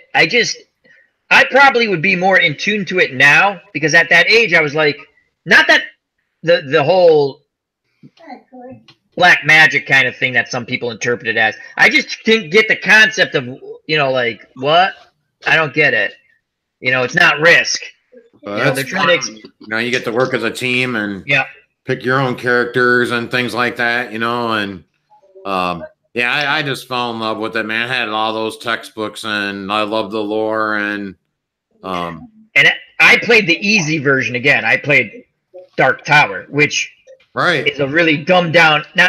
For me, it's a really dumbed down version. That all I had to do was, and that was such a cool game. You had that tower, and it was like that mini computer, and you're like, and Orson Welles did the commercials. It was freaking awesome. That was awesome. That game. That's why I play so many. I play Final Fantasy 14 and all those other role playing games. I'm playing D&D. It's just that the the PS4, the computer that is doing the roles for me, right, based on my gear and things of that nature. Am I gonna get a critical hit here? So, Dungeons and Dragons Dungeons and Dragons were really what we say the grandfather of all these RPG games in reality, like Diablo or what was the one before Diablo? The whatever. They're really the precursor because it was an RPG game, except even the Star Wars games as well. Yep. Yeah. Ken Castro's in the chat from Montreal. Kenny, how's it How going? you doing? How are the les habitants? Yeah, we got to get Al a player's handbook, I think. ID Jester's got a great idea that we should start a D&D game that we broadcast live. Yeah, I could almost do that. I could almost do that. I've seen people do that. I've subscribed. I can't remember the channel, but I've watched it, and it's them playing D&D, and it's like they have their little script, and they're reading, and it's kind of interesting. And they have, quote unquote, the dungeon master who runs the show, right? And the other people are playing the character, they're playing the game. Right. They did, and that is feasible. That's doable. You are the heroes or the villains if you want to be even. So yeah, well, you know me. They run a lot of RPG sessions like that as well. They've got a lot of them on. So for like an example of how they do it, but yeah, Geek and Sundry does a lot of that. Because I don't remember who did, but I watched it a couple of times. So the ID Gesture says I ran 4 different games back in the day. Still live stream on my channel. As ID Gesture, I wrote a few bones back in my day. I think I trust IDJ as a GM. That would be an interesting thing to do. Yeah, maybe. I mean, OG sounds like an experienced DM. I think. Oh, I don't want to. I've been forever GM for the last 30 years. I very rarely get the chance to play. Yeah, playing's. I think playing's a lot more fun. It can be anyway. So when you're the person who runs the game, you just did it all. You didn't play. I mean, you didn't like switch off. Like you're really the umpire. You kind of play for the monsters, sort of. You know, I mean, you're really the referee too. You're making sure everybody's playing by the rules, making sure, everybody's taking their turns at the right time, and things of that nature. And yeah, because you got also the storyteller and how to read charts. And go ahead. Sorry. Yeah, the storyteller and making the setting, trying to draw the players into it, so that way it's enjoyable for them as well. Not only the smooth mechanics, but also their immersion in the session. Yeah, it's a hard job because you've got to be a good storyteller. You've got to be a storyteller. Right. You've got to know the rule system inside and out. You've got to herd your party, and sometimes that's kind of like herding a bunch of squirrels with a rave, because normally the players never want to. The tower is here. The ring is in the tower. You need to get this. I'm going to go to that tavern and I'm going to do some buggery. I'm going to get drunk first. That one. There was a famous story I heard of a GM who just kind of rolled with his party. He set up the entire setting for the campaign. It's like, you need to stop this evil necromancer or he's going to rain death and raise the dead and eliminate the kingdom. Well, the party say, okay, yeah, that's fine. But they didn't like how the king was ruling. So they decided they wanted to start a rebellion against the king and install democracy and all this other. And the story. And then everyone died. Well, and then that's it. At the very end of the story, when they installed this new democracy that everybody elected, all of a sudden the necromancer shows up with his hordes of undead. And the players are going, what? And the storyteller's going, I told you needed to kill him. You wanted to do your own thing, that's fine, but you're going to ignore your big bad evil genius. You're going to pay the consequences. This was the important thing to do first, and you didn't do it. So you're all dead. Yeah. Did I find anything in the cupboard? No. Okay. Yeah. Well, I'm going to look underneath the couch and push it up. Is there anything in there? No. What about in the zipper of this one cushion? No. Okay. How about I pry up the rug a little? There's nothing there. Okay. Well, I'll tell you what. You canvass the whole house. You get 3 scraps of paper and 1 map. Well, what about the shed? Can we check out the attic? Let's check up in the attic. And then there's the other guy going, hey, the army of the dead's coming, guys. Guys, the army of the dead. I think, guys, we got a pencil. We're good. That's awesome. Oh man. So, Devin, do you, Itinerary Hobbyist does miniatures Yes. or I've also, I think it's Ralph Ashley. He's from England. I subscribe to his channel. He does a lot of miniatures also, but he shows you a lot of them, and he's played some. I'm pretty sure there's some gameplay on his channel too, but it's mostly him. And that is such a cool little hobby to have. It can be expensive. I listened to him talk, talk about it. But I remember I was like, "Oh, that's cool. I'd like to have a few of these things." Then I went online and like, "Holy cow! For 2 of these things, it's a lot of money." I'll stick with my PC games. Thank you. So, but that is miniature gaming can get really expensive, but it also can be really dirt cheap. A lot of it depends on the scale. Like if you're doing 28 millimeter, which is kind of your army soldiers, plastic army soldier men size. Yeah, that can get expensive, but you can get all the way down into the scale that like Todd does, Itinerary Hobbyist does. It's 15 millimeter, where you have several guys that can be on a stand. That's relatively cheap. You can actually even get smaller than that. That's even cheaper to go with. But it's not only just collecting the miniatures; it's then having to paint them. I did miniatures for several years. What was your favorite? A couple decades. What was your favorite? Anything that was modern, Third World War. I love doing Cold War gone hot in 10 millimeter or 6 millimeter scale, because that's probably the best scale to do modern warfare. The one that I probably end up playing the most was Flames of War 15 millimeter World War II, and Todd does a little bit of that too, but he focuses mainly. Yeah, I can talk. He mainly does, I think, World War Commander, and there's a couple other systems out there. I just think it's really. I remember discovering, like, I felt like I was a traveler, someone who discovered. I was like, "Oh my God, this channel's awesome! I discovered it. I'm the one who discovered it." But it's just so much fun. Your channel, I think. It was Itinerary Hobbyist first, and you were in the chat. And I'm asking questions, and everyone. I don't know if people thought I was trolling because I was just asking questions, and no one will talk to me. I'm like, "Oh well, I have questions, right?" And then Devin, like he's the only person talking to me. I'm like, "Oh, cool." So I'm asking him all these questions, and that's how I got to meet Devin. Just like we did, how I met Chris from Stratomatic, Delaware. One day you're going by, and there's You've chatted with him in the chat now. You go to his channel. He's rolling strat baseball games, football games, hockey with his little Zamboni guy, which was hilarious. Where's the Zamboni? That was awesome. But that's how Dog Sidious, I met him. He was playing Final Fantasy. He tried to trick me, though. He left YouTube for a while. And I was very... It's Marvin. Marvin the Zamboni guy. And that's how he's got a drinking problem. Yes, we gave him a drinking problem. Not that we're not making fun of people with problems. It's it's a comedy. No. So, but Devin was the only person to, and then other people would too. But Devin would answer because I was asking all kinds of questions. That's how Devin was able to tell me about the Battle of Islandwana, and I played the game. I enjoy it. I'm going to put a few more of those on. But that's how you meet people. It's a lot of fun, and I had the Battle of Tobruk, and I think it was an Avalon Hill game. I actually still have it somewhere down cellar because I throw nothing out when it comes to games.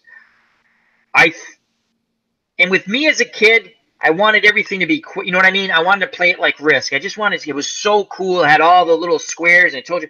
And I made up my own rules because I just wanted to play. And I wish I had taken the time. I probably should have got something. Though they're all about are they all about the same, Devin? Those types. I mean, there's not like no. Avalon Hill had a rating scale. Okay, I probably should have got something less. 1 being the easiest, 10 being their most difficult. Their 1 scale games were like 2 to 4 pages long. Okay. Then there's their 10 scale games where you're looking at 130 pages plus. So, and I think the original Tobruk was about a 7 or an 8. Not a good game to jump into initially. A lot of dice rolling in that game. It's not new person friendly. Yeah, like I said, I made up my own rules because I was like, holy cow! But I played that against Solitaire. I enjoyed it. They use a lot of the same tactics and mechanics across all of their games, and a couple of really good ones to get into are Tactics and Tactics 2. It really gives you a good introduction into what mechanics are used in the games, and you'll find in the more advanced games that you get to that, oh yeah, I did that in Tactics, or I did that in Tactics 2, or there's one or two other starter games. The names fail me at the moment. But they there's a website or two that gives you a list of the way to break into the games in order to be able to play the game but learn more advanced mechanics as you go. Excellent. John Tiller. Tiller of Tiller Software. Yeah. I have a question because I downloaded a free demo and it's very confusing to me. Now I have to put more time into it. And I wish, because I play, as you know, Order of Battle, and it's pretty friendly, you know. You can just click on things and say, okay, I can move here. I can target these people. I have a 2-to-1 advantage. This is support. You know, it's I don't want to say dumbed down. It just makes it more friendly. I don't have to sit there. Now, the reason why I've watched ID Gesture do a lot of John Tiller, he loves it, and he's the one who, and you've talked about it too, and I don't remember. I think it was when I was watching ID Gesture. It had to be because I was interacting live. I went to the site, and you can download, which is really nice when a game site lets you download something for free to see if you like it. And I just haven't put the time into it yet, because they have the Battle of Dien Bien Phu on there, and I wish Order of Battle would do it because, again, that's what I'm familiar with. And if you're familiar with give Order of Battle a chance. They're still just kind of going through World War II, and there's rumors that they're going to be moving into Korea next as well. Oh, wow. I've been waiting for that. There may be a chance that you will see Order of Battle expanding into more Indochina? Yes.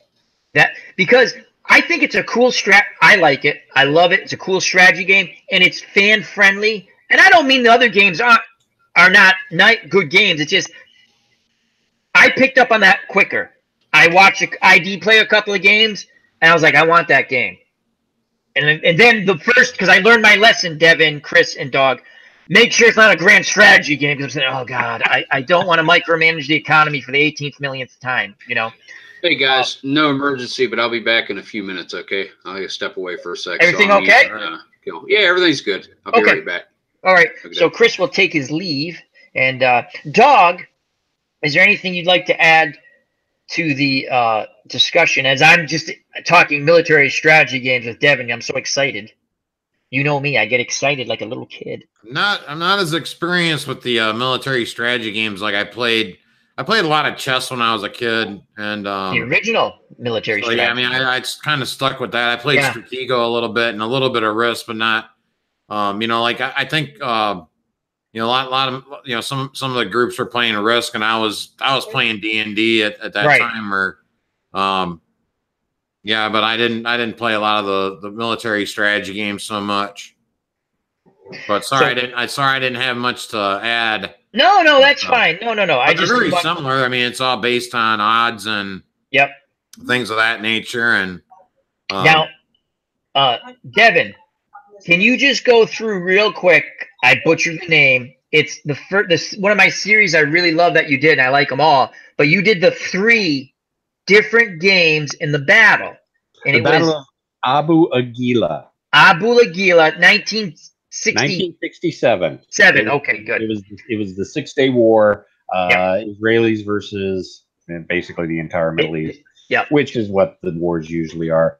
But it was the 6-day war has always fascinated me because the Israelis were outmanned, outnumbered, outgunned, and in 6 days managed to capture the entire Sinai, crush the Egyptian army, bloody the nose of the Jordanians, and kick the teeth in of the Syrians, all in 6 days, being massively outnumbered. The 6-day war probably was what held this Warsaw Pact nations off from trying to get too aggressive with NATO, because it was basically NATO versus Warsaw Pact. Right. It was like a practice.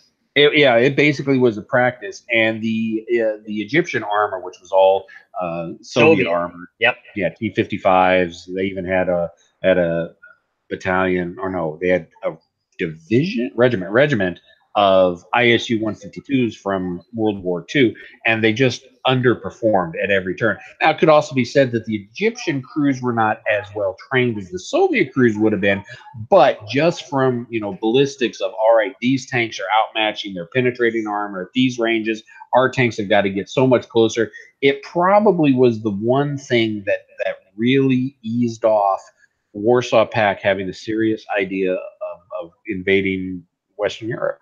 So that it's always the Israeli conflicts have always fascinated me. That's very interesting. That's very interesting because that's sort of similar with what you just said. The Spanish Civil War, where the Germans and the Italians used it, as well as Franco. Well, Franco was fighting the Civil War, but he had German and Italian help. They used it as a test. What can we do? What are we good at? So that's quite. I never heard, but it makes sense what you said about the 6 day, the 67 war. Again, because it was Soviet equipment versus basically U.S. equipment fought by non-U.S. and Soviets. Who's going to win? So that's really very interesting. And I think the big thing with what happened there, and I'm not a historian by any means, it's just it seemed like, especially the early 70s, and even in the 67, the Arabs never were on the same page, it seemed. It's like everyone was doing their own thing, and let's not even get to that. Let's just say A is fighting B, C, D, E, F, right? If A knows what it wants to do, because it's A, they're all by themselves. B, C, D, E, and F, they want to get rid of A. That's their common goal. But other than that, they had their own little goals. And we want this, we want that. We don't want to, that's what it seems like to me, that they weren't all on the same page, because when you have someone so outnumbered, you should be able to you should win. And again, you can have tactics all you want, but eventually you should be able to. They put so much damage. The Israelis put so much damage on the other side, they quit. Brown, you said? That's wow, There have been hundreds of books written on the subject, and I could go on for hours. And I'd like to have you back to talk about stuff like that. And we're going to do a little bit here now, but then we're going to move on to something. I could talk this all because I love listening. Like, I like listening to Dawg talk about things that he knows more about than I do. I like that about anyone. I like to listen to Chris talk about things, anyone who knows more than I like the knowledge of it. And with you, like Dawg, when he tells me something about Star Wars, or if you tell me something about Star Wars, or Chris, well, like I said, I'm a casual fan. I ingest it all. I love it. So when I can bounce the military strategy or just history, I love history. It's very interesting to me.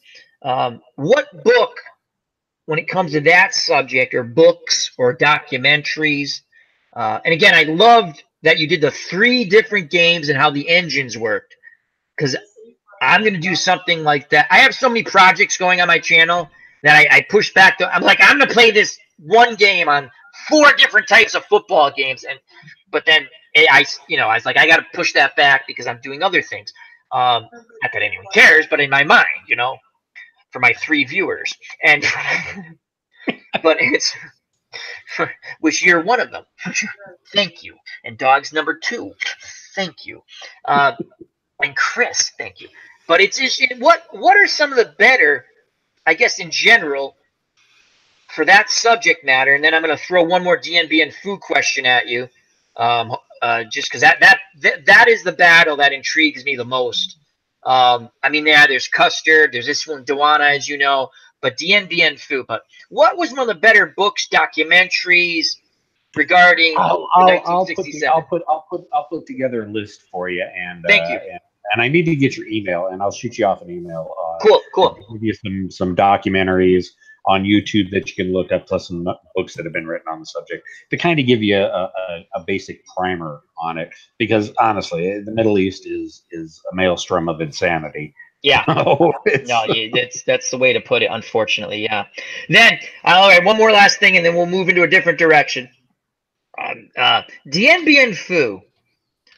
The French wanting to draw the communist powers in Vietnam into that one big battle.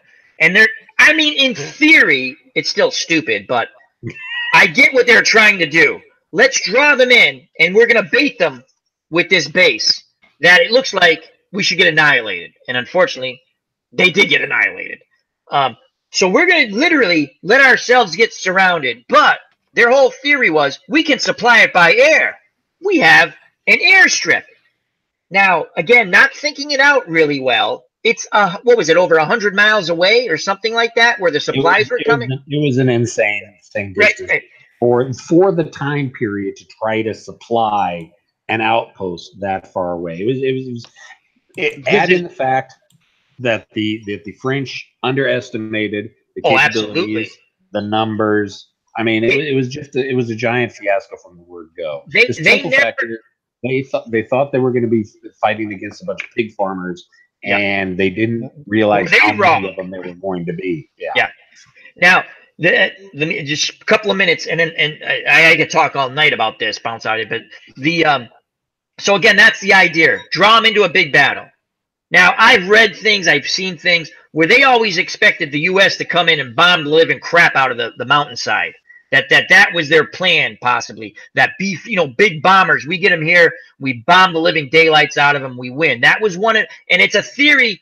Maybe it was said yes, no, but that's what they expected. They expected the Americans could come help them, at least with air power. I've read it. It's been talked about in documentaries I've seen. Again, I'm not saying I know everything. I don't. But the whole thing, what amazed me was they had no way of holding the high ground. You were just playing turn 4, and I forget the name of the games. I apologize. Okay. But you had talked about having high ground, sight, vision of sight. And the first thing I always think of when these things happen, as Chris says, hi, dog, is there's no way that they could hold the high ground. So we're going to move on. As my partners in crime are not interested in Dien Bien Phu like I am. So don't worry about it. I'm going to say one more thing. It's just really interesting. And then the other amazing thing, and both sides obviously fought tremendously hard, and they're fighting for a cause.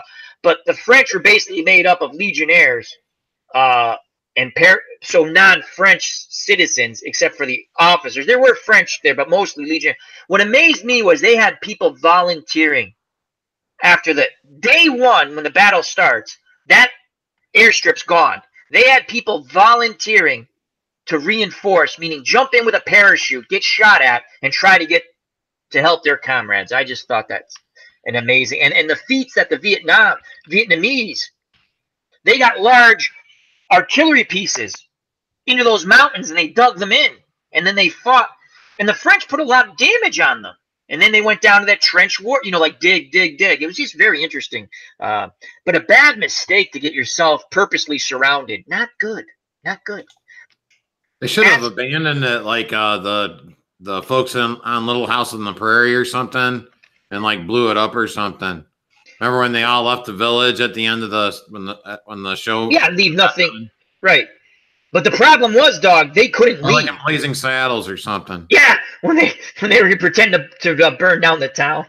We always get to Blazing Saddles. Isn't that amazing? I don't know how I did that. That's awesome. Flew into Blazing Saddles. That's all right. I have done it. No, my apologies. Ever. Hands down. Regrets. All right. I'm turning this over to Dog right now and Chris. I'm going to go to the chat. And Devin, talk amongst yourselves. Entertain us. Okay, so we want to get off a little bit, and this will get Dog involved in it. Dog, your insanity playthrough on Mass Effect. Yes. Huge props. Tell us about that. What's going on? Awesome. With that? Great Maybe job, Get some Mass Effect talk. I'm glad you guys enjoyed it. So I did. We did Insanity playthrough mode. I had no combat deaths, so that was my goal in life, was to become the greatest Mass Effect player of all time, and I think I've accomplished that now. So All hail Dog Sidious. So I'm glad you folks enjoyed it. That was awesome. Yeah, thanks this morning. for the folks that came by for that, and yeah, I had a great time, and the chat was fun, and yeah. That's what our community is all about. Was that this Saturday morning, I have my cup of coffee. I'm trying to figure out if I'm going to stream before I do this, which I did. And I'm sitting there going, he's playing Mass Effect, cool. And he's playing on like the hardest difficulty, which was insane, and that's insanity mode. And he didn't die.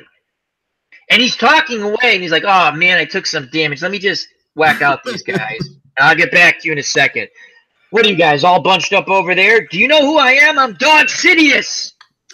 Did you see the part where I stopped and I had to make sure it was still on Insanity? Yeah, it was funny. He goes, but you know what? That's enjoyable to watch. His channel's enjoyable to watch. And it's a nice build, so it's a lot of fun. And then he even takes out his shotgun.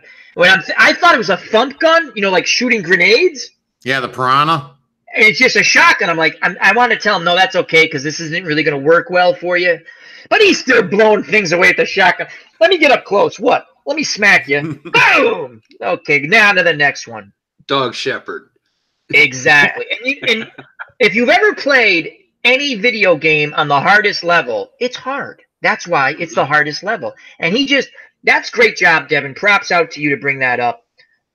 It was a fun stream, so I'm going to go back to reading the chat. AU Pack Mules joined us. Thank you very much. Jake Cruz is in there. Up? As he's saying hello to Strat. So, but yeah, a lot of fun. A lot of fun. Hey, AU, Jake. I want to say hi to the folks on the chat here. Ken was here. Jester. Yep. And again, chat, just throw out, it's a potpourri. It's a free-for-all. Throw out some subject matters. And you'll get some subject matter back from our glorious crew here. Dog Sidious, the original OG. But you know what? Now he brought Mass Effect up, and I remember Milt earlier. He brought up the Quentin Tarantino Star Trek. Yes, he did. Being possibly rated R, and that's what Mass Effect would have been. It would have been an R-rated Star Trek, I think. That's an interesting point. The original, anyway, and I just don't think an R-rated start. I mean, again, to make R-rated, what's just have to be gore and put some F-bombs in it or something. I hope it's just not that for the sake of doing that. You know, maybe a gratuitous side shot or two. You know, I mean, hey. Yeah.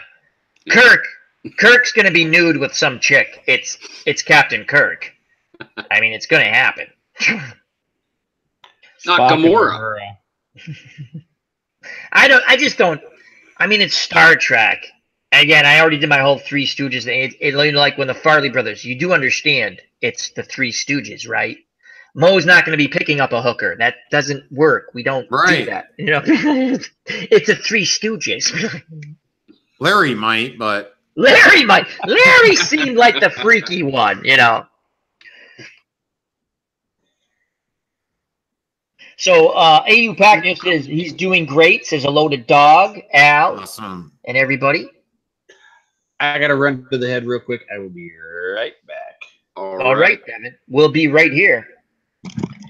Chris, any new football updates for college football, my friend? I closed that screen because it's slowing me way the heck down. Okay, so I don't that's have fine. any update. Yeah, that's fine. What's the next big game coming up for Ohio State now that they're 2-0? We have TCU next week. Yeah, and they're ranked, so that's going to be a good game. Where's that at? It's at the Shoe. Yeah, it's in Columbus, Ohio Stadium. Hard against the Olentangy River. Chris, you had TCU doing? Chris, you had a chat on the other day. I watched. It was like 22 minutes long. Yeah, and then my camera started going wonky. But yeah, because it just left. It was funny because I was listening at work, right?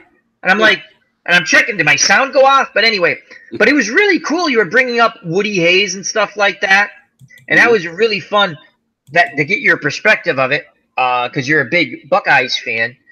Dog, what was your perspective of Woody Hayes? And we're not going to go with the Clemson punching thing because I always like bringing that up because that's the last thing Woody Hayes ever did. But Chris had the tough love aspect, basically, it was, if I understood you correctly, Chris. Yeah. And you did a really wonderful job with that.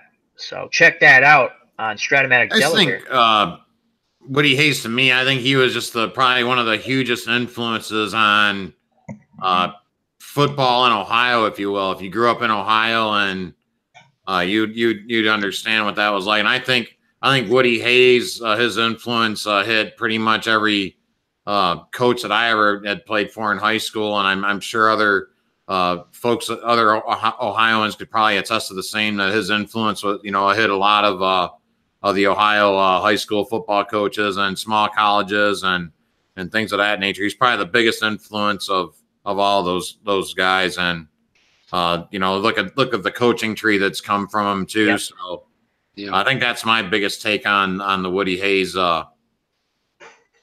generation, I guess, or Woody Hayes in Ohio State football.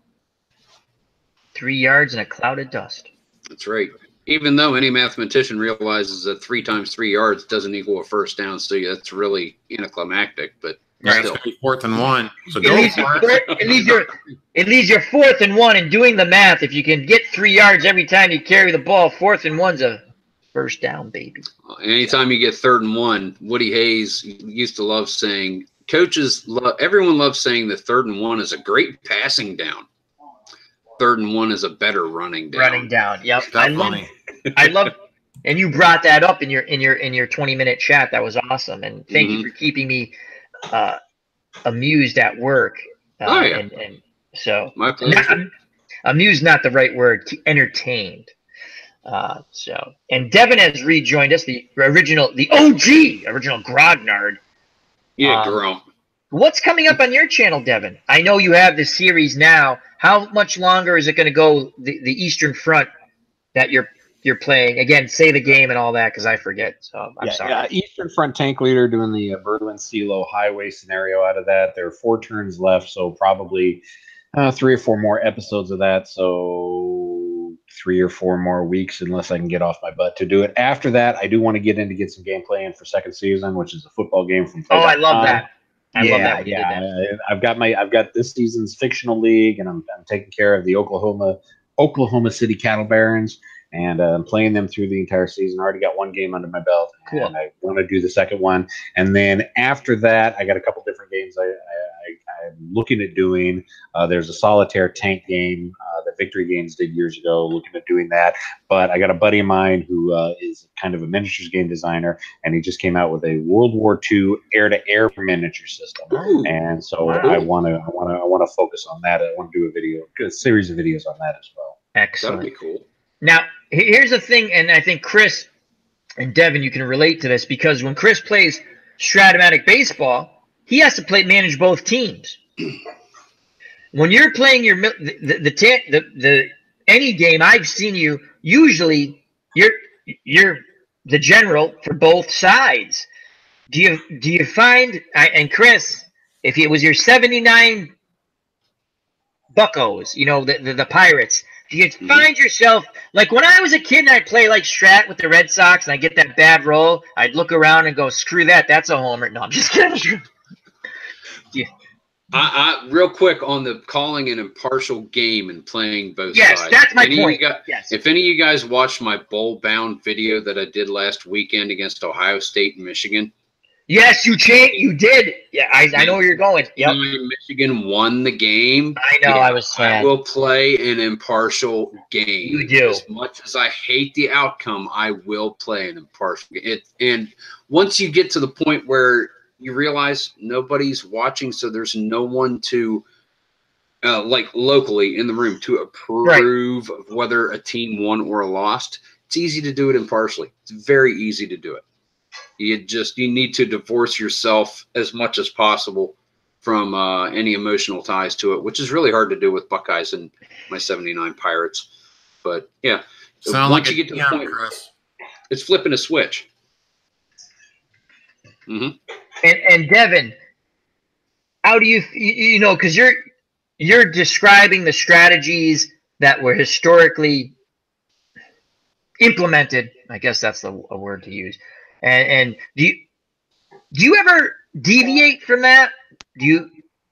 It depends on the system, because sometimes systems are written where you can't really deviate. Other systems are written where, yeah, you've got the freedom and luxury to do whatever you want. What I try to do is I try to stick with basic historical concepts of, all right, Soviets are a horde, they kind of rush, they do that. Germans were a little bit more elite. Americans bomb the shit out of everything. I try to follow through with the historical as much as possible. But I also do what I call Hollywood heroics, and if my tactic is going to look good on the big screen, that's what it's all about. Then that's probably the tactic I'm going to play with. Very interesting. I end up losing a lot of games because of that, because it's not the best tactics around, but it was glorious and fun doing it. As far as playing both sides, when I'm doing tabletop war games, you always have a bias towards one side or the other. Yep. I try to keep that down to a minimum. Of course, you've got the meta knowledge. I know what I'm doing. I know what my counters are going to be. But there's always still a little bit of favoritism. When I'm doing sports, no, I'm running one side.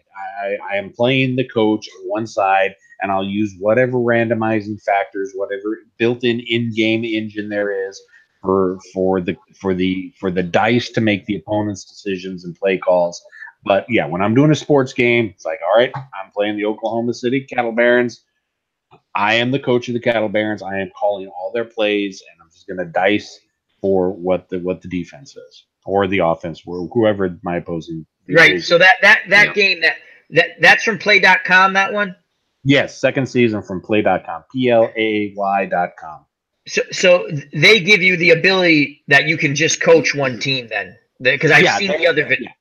Yeah, there is a somewhat decent play caller in it for the opposing team, but there are so many people in the play community who've come up with their own systems, their own programs, and I'm going to be showing it the next time I play one of the big I guess you could say modders for Play.com. Al Wilson has come up with a very elegant deck for the opponent play calling, and I want to kind of show that off the next time I do the set of videos for Play.com. So excellent. The Cubs the Bears in the chat says, why would someone want to cheat an alternate reality played out in your basement? If my team loses, they lose. Oh, I was kidding around. The Cubs the Bears. You know how many tournaments I lost as a kid with the I was playing as the '83 Red Sox. You could cheat all you want, they weren't going to win. They were god awful. It's a joke. It's a joke. I got Butch Thompson. I'm going all the way. And Urek starting at first. Awesome. It was Yaz's last year, I think, actually. But thank you. It always interests me because when a PC, I'm mostly a PC player. You get to play one side. You can play sometimes both offenses. I do that sometimes. It's a lot of fun. And on that note, I'm turning this over to Dog. Dog, throw out that subject matter, and we're going to go with it. Let's go, Dog Sidious. Oh, anything. It can be anything. Whatever you want to do, my friend. I was looking up to update college football scores, but now let's not talk about that, I suppose. Nah. Baseball Demos joined us in the chat. That's Dave from Baseball Demos. Welcome, Check him out. Dave. Great channel. I saw something here. Why would somebody cheat on an alternate reality? Out in your basement? I think that was a comment towards me because I made the joke that I used to feel great. Yeah, feel great. You know how many times the Cleveland Browns and the Cleveland Indians have won the world championships in my basement? All the time. Before we go on, real quick question in the chat for Devin from Ken Castro. What would you say is a good intro game to tabletop war gaming? Computer, miniature, or board. Because tabletop board gaming. Board. Ken's a tabletop guy, yeah. Look at pretty much anything from GMT. They're one of the bigger game companies that are around now. You want some more simple games, Tiny Battle Publishing, Hollandspiel, Hollandspiel's got a great. They're very, very small, low counter count games. Very relatively easier games to get into. Flying Pig Games does some pretty good introductory war games. Yeah, the thing is that there's such a dearth of them, the companies that are coming out right now. I don't want to say we're re-entering a golden age of wargaming, because honestly, golden age of wargaming is gone, but we are getting a lot more than we've had in the last 10 or 15 years. So, but yeah, I would look at GMT, Hollandspiel, Flying Pig, and Tiny Battle Publishing. Could you, Devin, because you're a mod on my channel, right? I made you a mod, I'm pretty sure. Yes. Yeah. Could you, is there a link you could provide in the chat if you have a chance for someone?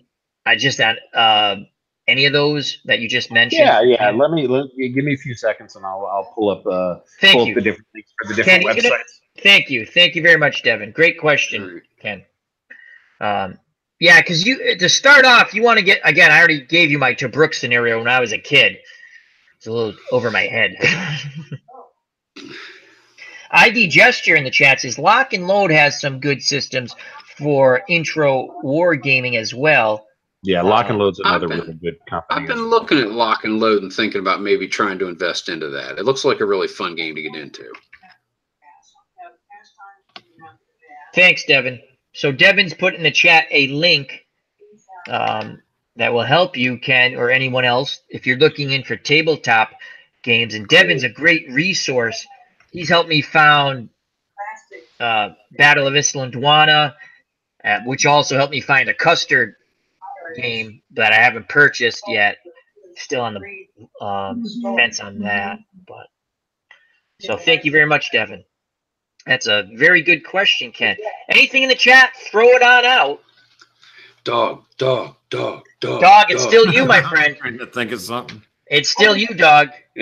I'll go back to the pressure. The pressure. Under pressure. Like, what? What's happening? What's happening? Did anybody else see Serena Williams freak out at the U.S. Open? I did not, Dog. I want you to give us your opinion on that. You're telling us. I felt kind of cringy as an American. I don't know why, but it made you feel uncomfortable. You were telling us bad for the Japanese player. I really did. So can you just walk us through that, Dog, for people who didn't see it? Okay, so all I caught is that I guess the umpire, and I guess the umpire had been an umpire, like this was going to be like his last thing, or like his last gig, basically this year or whatever, right? He's been, like an umpire for like 38 years or something. That's all I caught with that news. But I guess like her coach or something was in the stands, gave her like a thumbs up or something, and the umpire accused her basically of passing off signals or whatever.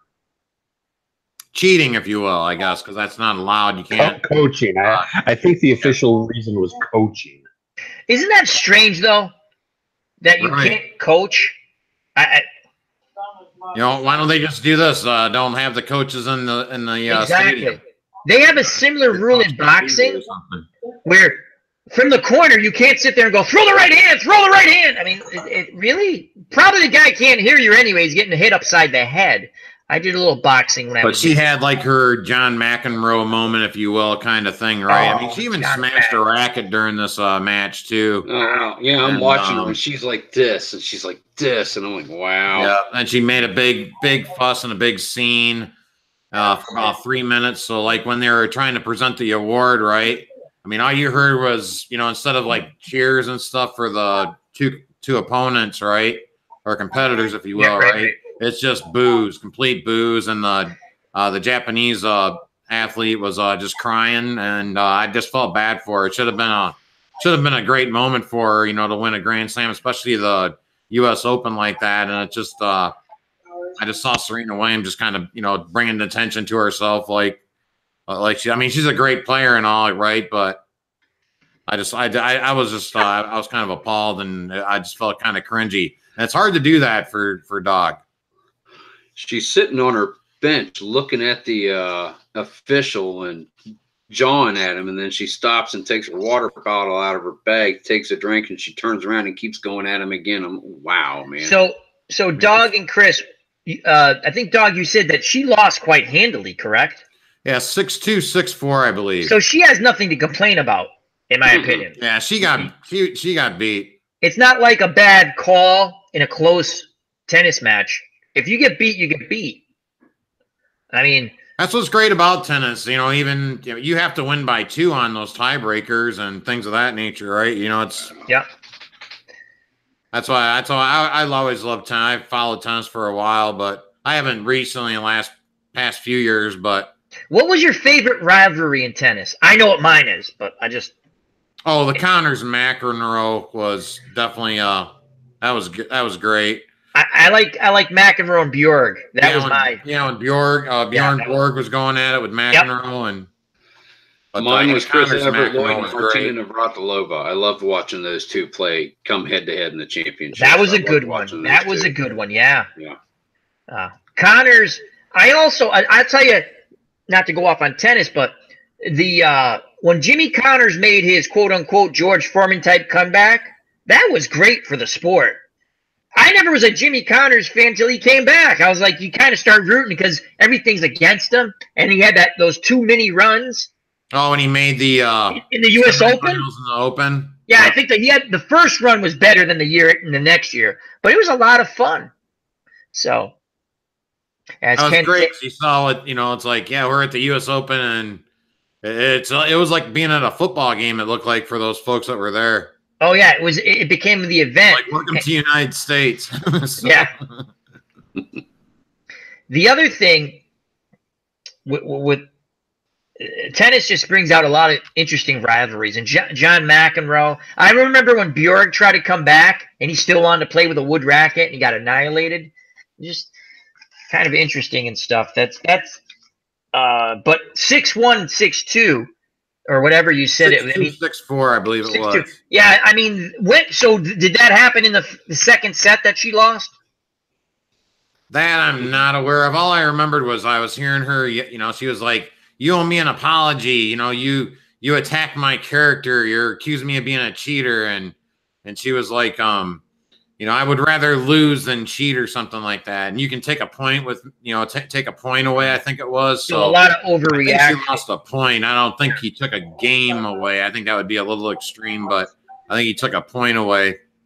From what I remember, from what I read is that there were 3 major calls he made against her. And one of them was receiving coaching from her coach. And it's kind of funny because after the match was all over, the coach said, yeah, I was coaching her. Yeah, but he may not have been acknowledging it, but he admitted, yeah, he was coaching her. So he was just giving her maybe something that she wasn't seeing with hand signals then, I guess. Hand signals or facial. Or just saying I didn't get into too much about what the coach. That's interesting. I always find it funny that you get in trouble for coaching. I don't get that in boxing. You can actually get penalized. Again, I said, like the corner yelling out instructions in the middle of the fight. Okay. I don't know. That's kind of funny to me, but so. Fandom D Saint has joined us, a.k.a. the former Broke Black Man 94, a.k.a. the former David the Saint. How are you, my friend? Hope all is well. So that's interesting, Dawg. We learned that you're a big tennis fan. That's pretty cool. We learned something new in the chat today.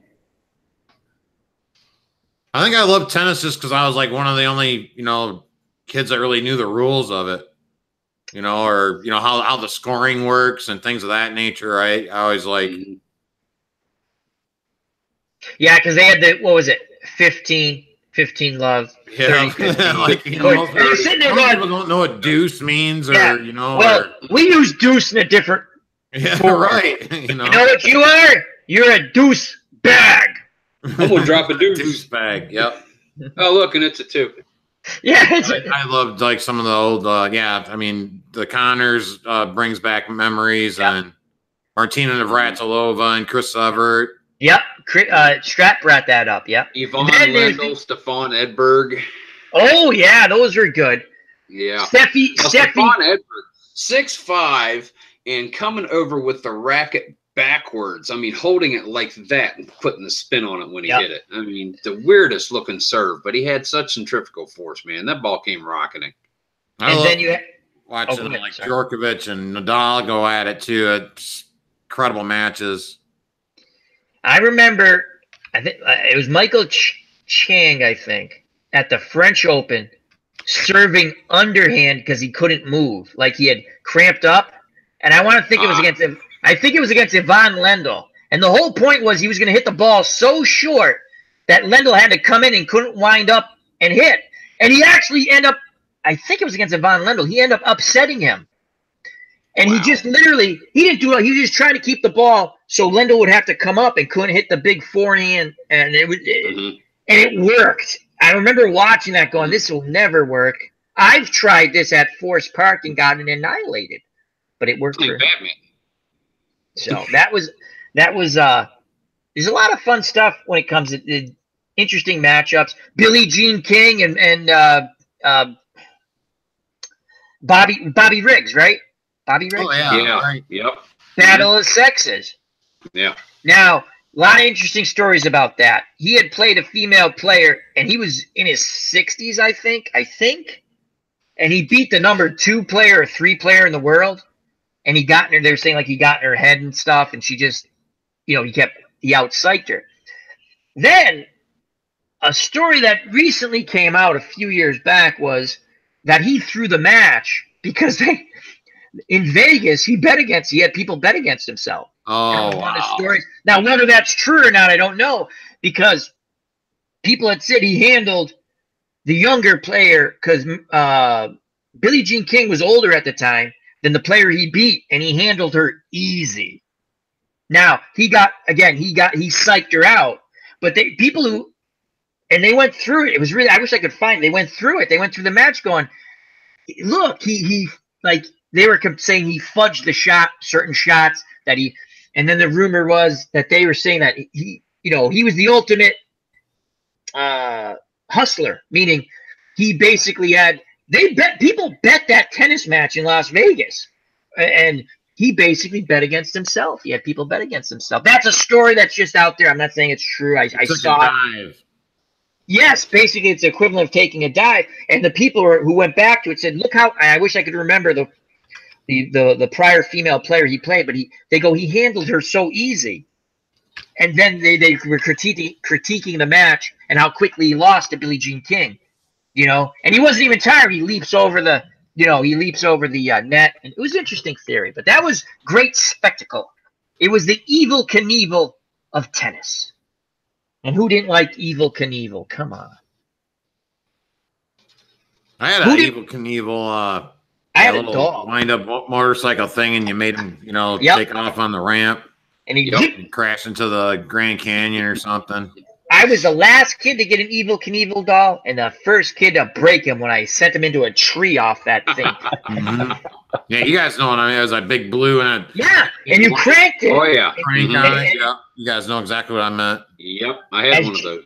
As Jake Cruz says, we bet on everything in Vegas. Yes, you do. Yes, you do. Evel Knievel was like Elvis back then, kind of. Oh, absolutely. Why? I think him and Muhammad Ali had the most appearances on Wide World of Sports. And it was just unbelievable. I remember when he jumped, it was a highlight, I think, I don't know if it was live or tape, when he jumped the buses at Wembley Stadium. Mm-hmm. That's still incredible. You can find that on YouTube. It shouldn't work. It shouldn't work. I don't know how he doesn't kill himself. The Snake River thing, it was a rocket, and by accident, he said most people thought he was going to make it, but I think the auxiliary chute popped out by accident or something, and then he just went down into the thing. But go back and watch and he had plenty of stunts, and he broke a lot of bones. He was nuts. Mm-hmm. But the jump at Wembley Stadium, I don't remember how many buses, but it's like 17, I think. It was freaking incredible because he lands. Yeah. I want to think at the end. I think he goes off like he falls or something. I'm trying to remember it, but it's just. He shouldn't have jumped on those buses. I don't know how he did that. And joining us in the chat, Comics with Bueller, another wonderful channel, all things comics. Comics with Bueller is at like a Comic-Con, and he just interviewed some really important comic book guy again. Devin's sitting there going, wow, Al, you really, when you have people on, you don't remember crap about crap. No, I don't. I just like to talk to you guys. But he was at the Comic-Con, and he did an interview with one of the biggest comic book creators. And it's like a 4-minute interview, and it's on Comics with Bueller. Please check it out. And if you haven't subscribed to Comics with Bueller, it's wicked cool. Comic books, another one of my things. Like it's like when I watch Devin's channel, right? I'm like, this is cool. I'm gonna ask him a bunch of questions. That poor Devin's gonna go, God, Al, why do you ask me these questions? Stop. His channel is great. I love that over there. And I get mesmerized when he's just going through all those covers. And I wish I had talent. Yeah, it's I love that. I wish you did too. Shut up, Chris. Just shut up. I'm kidding. Chris, don't make me come to one of your games when you stream. I'll make it go 25 innings. Make it go 27. I want the record. You know what's the funniest thing about that? If you're playing a sports game and you come into it, and my streams are long, I talk to people and yada yada, but there are times I go, I'd like to get it like an hour, right? Baseball, you can kind of do that with, right? And I'm sitting there going, and the last game I played, I'm like, geez, I thought this game was going to go like a quick pitcher's duel. And I'm like, it keeps going on and on. And I'm enjoying it. I'm like, I'm looking at the time, right? It's going on 2 hours. Yeah, it's going on 2 hours. I'm like, no one's going to watch this. But, and grant you do things for yourself, but you kind of want to watch because you want to talk about it. But, you know, hats off to the people who stayed for the whole game, and we had fun going back and forth. And I just thought of that because Chris, he has this great joke. Sometimes I'll watch the game and I won't go in the chat for a bit because I want to see if it's going to be close so I'll come in at the end. It'll go, oh, God, Al, you must be watching because it's extra innings. It's a lot of fun stuff. Yeah, because whenever I have a game that's getting ready to go extra innings, like it's tied 3-3 late somewhere in the 8th inning, I'm like, Al is watching this video, isn't he? You guys need to let me know if he's here. I need to get ready mentally for this 20-inning marathon, you know? You know what? You can't whammy Dog when he plays that Mass Effect. He played on the hardest level this morning. He wiped out everybody. It was incredible. So check that out. That was a lot of fun. But, yeah, Devin, if you ever do a live chat, and there's any way I can make the battle go longer, you don't want me there. I somehow that happens. But yeah, Comics with Bueller, great channel. He has an interview with the creator of The Punisher tomorrow. Oh, cool. Ooh. Yo, you gotta check it out. Check it out. If you love comic books, that's the one you gotta subscribe to. Comics with Bueller. Absolutely. You'll love it. So I was never a big comic books kid or guy, but I like the artwork. And then the more you get the history of it and things like that, it's just fun stuff, you know? But, so, anyhow. All right, we're going to go back to Chris from Stratmatic, Delaware. And again, chat, Fandom D Saint, throw out a subject for us, my friend. Comics with Bueller, throw out a subject. Chris, you have the floor, or anybody, throw out a subject. Let's rock and roll here. Lock and load.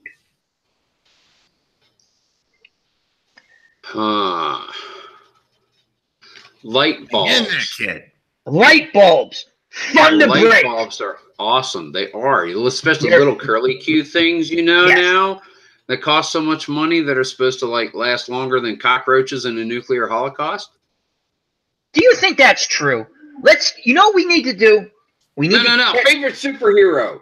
Favorite superhero. Yes. Favorite superhero. Light bulb. Thank you. That's better. Thank God someone saved us from ourselves. This happens, Devin. I know you've watched, but you've never been with us. I've watched several, yes. I know. Now you're part of the crew, Devin.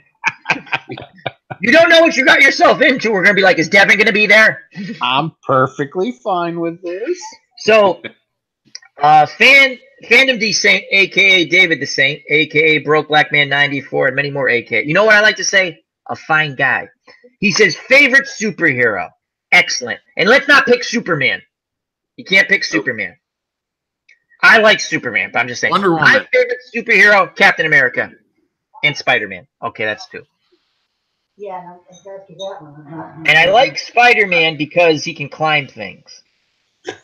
And he shoots webs. And I like Captain America because he throws a shield.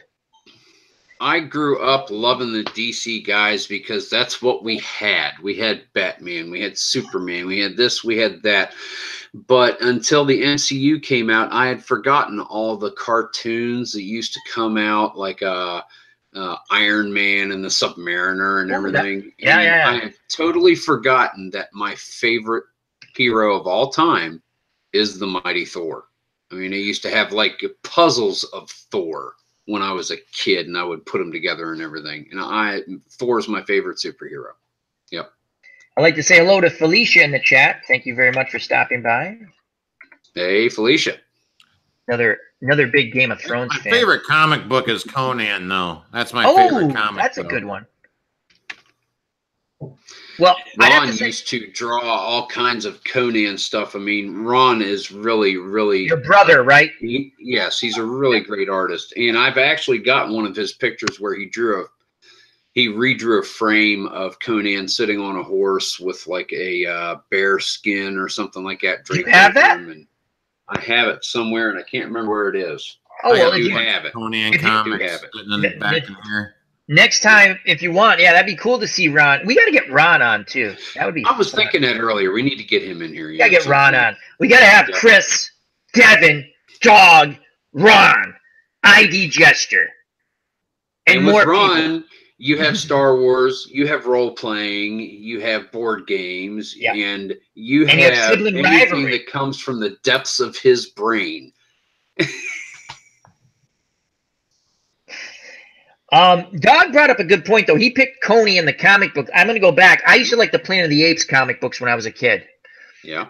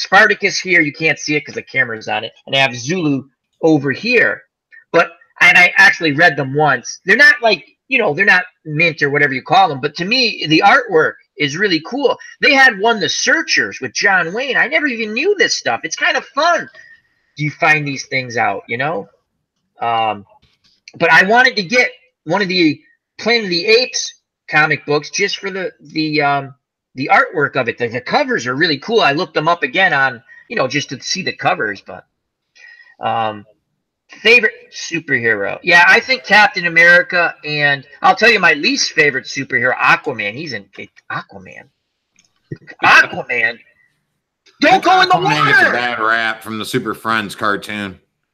Okay, you know what, Dog? It's a good, valid point, but okay. Me, Devin, Chris, and Dog, we're going to commit a crime. Fictionally, right? Fictionally. The one superhero around is Aquaman. He's in the water. Make sure we don't do anything near the water or aquarium. I think we're good.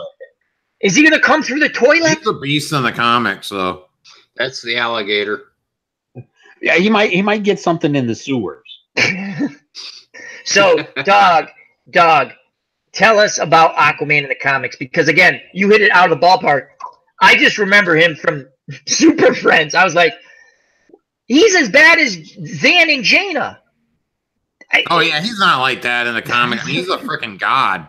I mean, he's on par with Wonder Woman and Superman, really. I mean, he can take a punch from Superman. I don't believe it. I mean, he's bulletproof and he's got super strength and all that. What if you throw salt on him? You throw like a slug. Yeah. Does it work the same way?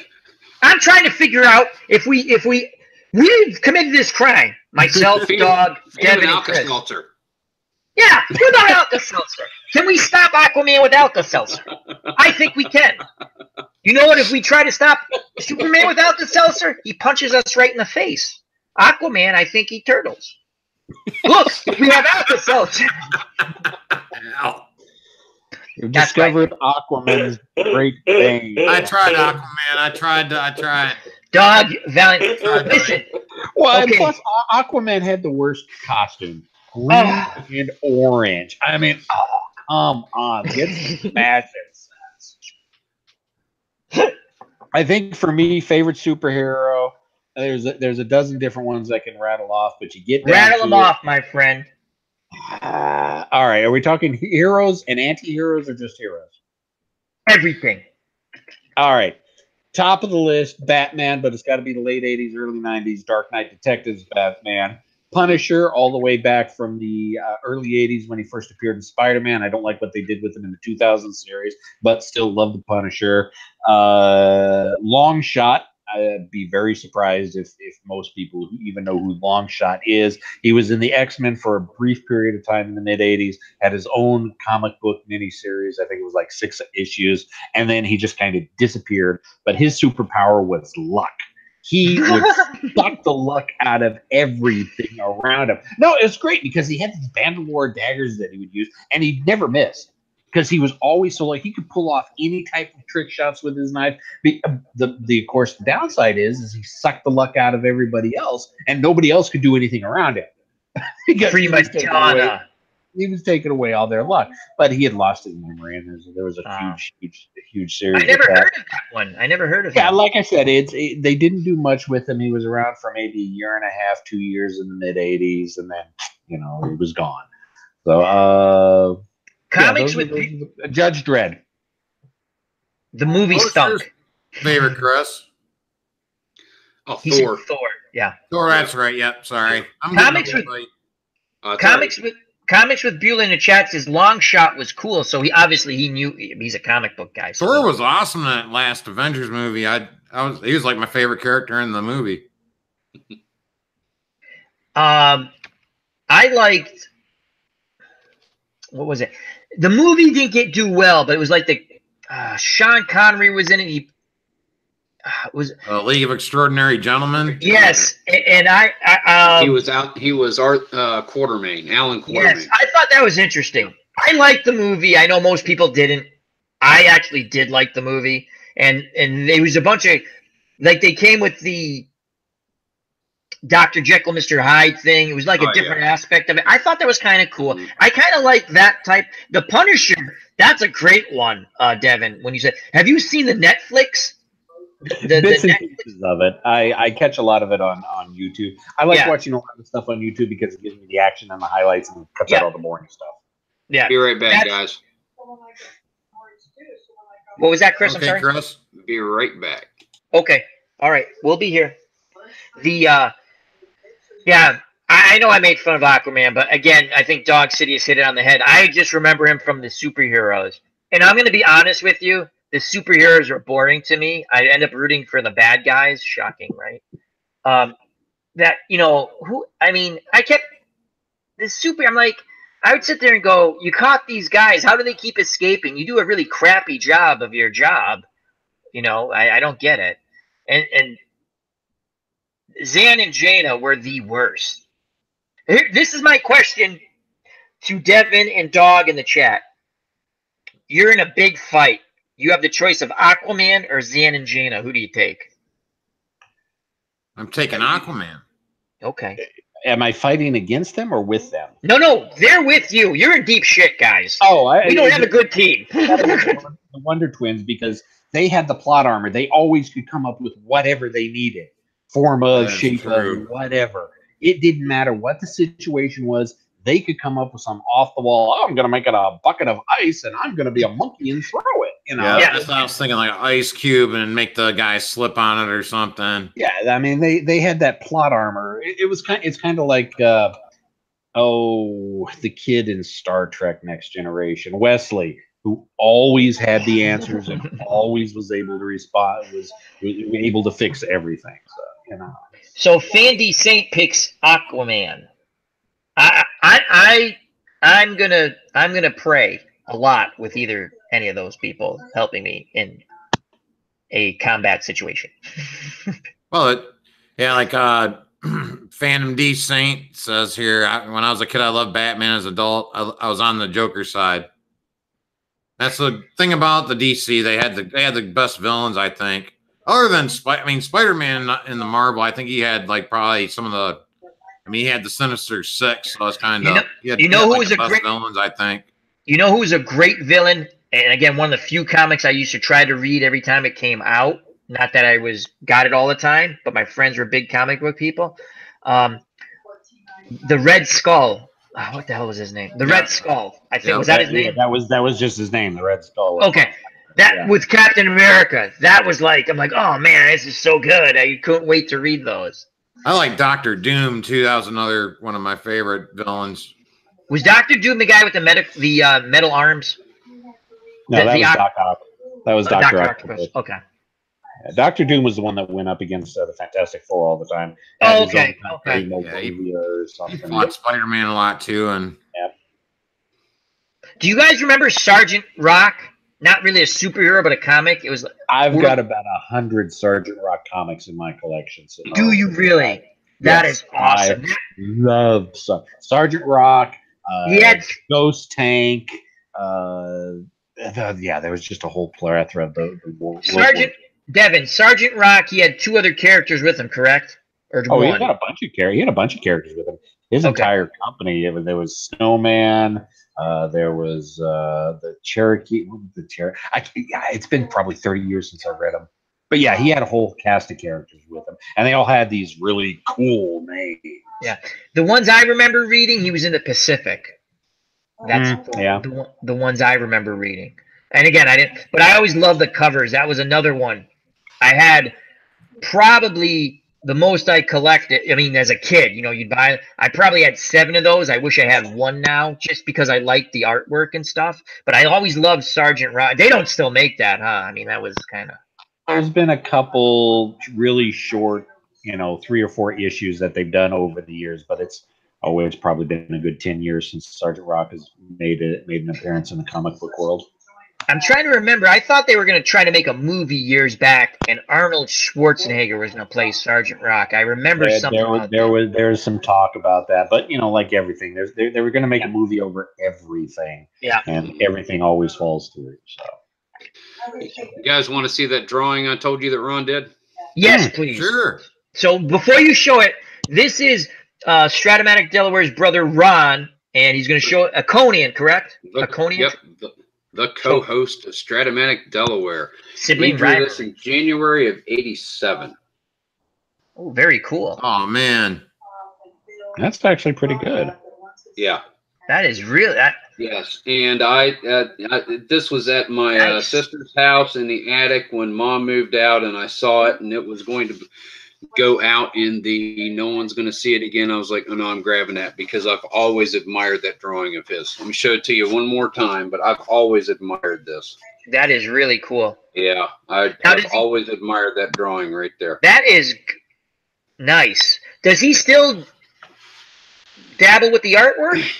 No, he was in an accident about 20 years ago, and he put so much force into his wrists and bracing with his feet that he bent the brake pedal to the firewall. He dented in the steering wheel a little bit. The airbag never reached his chest. It burned the insides of his arms, but we couldn't place it on the accident because great grandma had it, but it triggered osteo in all 4 of his joints. Oh, sorry to hear that, man. Yeah. Oh, thank you for sharing the drawing. That's really cool. If Comics was Bueller is still in here, he would have loved to see that. I don't know. Welcome back, JD. And JD's back with us. Fan D Saints asking JD, who's your favorite superhero? You know who my favorite superhero is? Dog Sidious. Watch him play this morning. All hail the Empire. All hail Dog Sidious. Wipe them out, all of them. No prisoners! We got another power.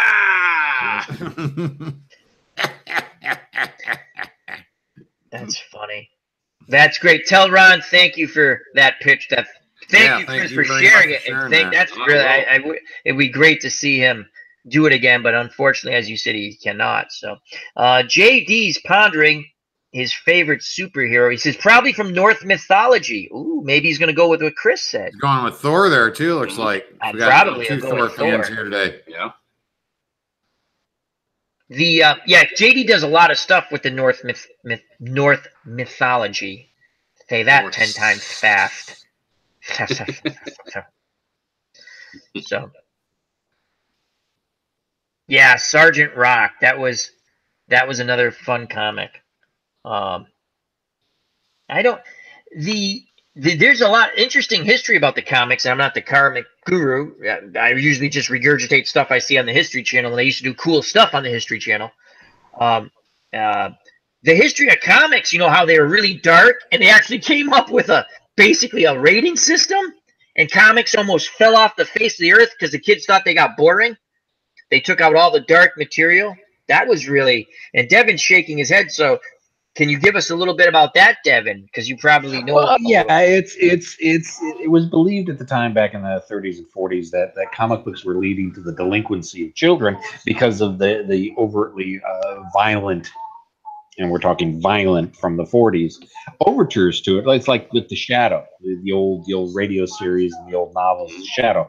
If you take a look at how the books were written, I mean, The Shadow walked around with twin 45s and he was busting caps in everybody's ass. You listen to the radio serials, and he never kills a single person at all because he shouldn't be allowed to do that. So yeah, the Comics Authority came, and I think that's what they called it. The Comics Authority came up with this deal that they had to put on and make it real family friendly, and which is one of the reasons why the comics, like the superhero Batman and Robin comics from the 50s and the 60s, were so god awful cheesy and just so god awful horrible because they had to make them as non-violent as possible. Well, in the 70s, they started to want, a lot of the creators wanted to start to do other things. They wanted to talk about topical subjects. And who was it? Was it Spider-Man? I don't think it was Spider-Man. One of the superheroes, the comic book guy in the channel could probably correct me on this, decided to, I think, if I remember correctly, kill off one of the characters because of a drug overdose. And the Comics Authority wouldn't give their seal of approval for it. It's like, no, this is too dark. We're not going to do this. But the comics sold just fine, and the world didn't end. And then all of a sudden, people are going, well, maybe we don't really need to follow this Comic Authority thing too much. And you saw a relaxing of it through the 70s and 80s. Yeah. But yeah, it was a very. That's why you see just some of the most cheesiest villains. It's like Batman. Well, what was one of them? Maxie Zeus was one of them. The calendar guy from Batman. They just were coming up with stupid, low impact Saturday morning cartoon villains, basically. Now, that really took effect more after World War II, correct? In the 50s? Because they used comics as propaganda during World War II in a way, right? No, you go back, look at the old Superman. He's punching Hitler. Captain America's beating up the Red Skull and Hydra. It was, but even still, you look at some of those. I mean, they're not really dark and violent. I mean, they were used as propaganda, and that was okay for the violent purposes.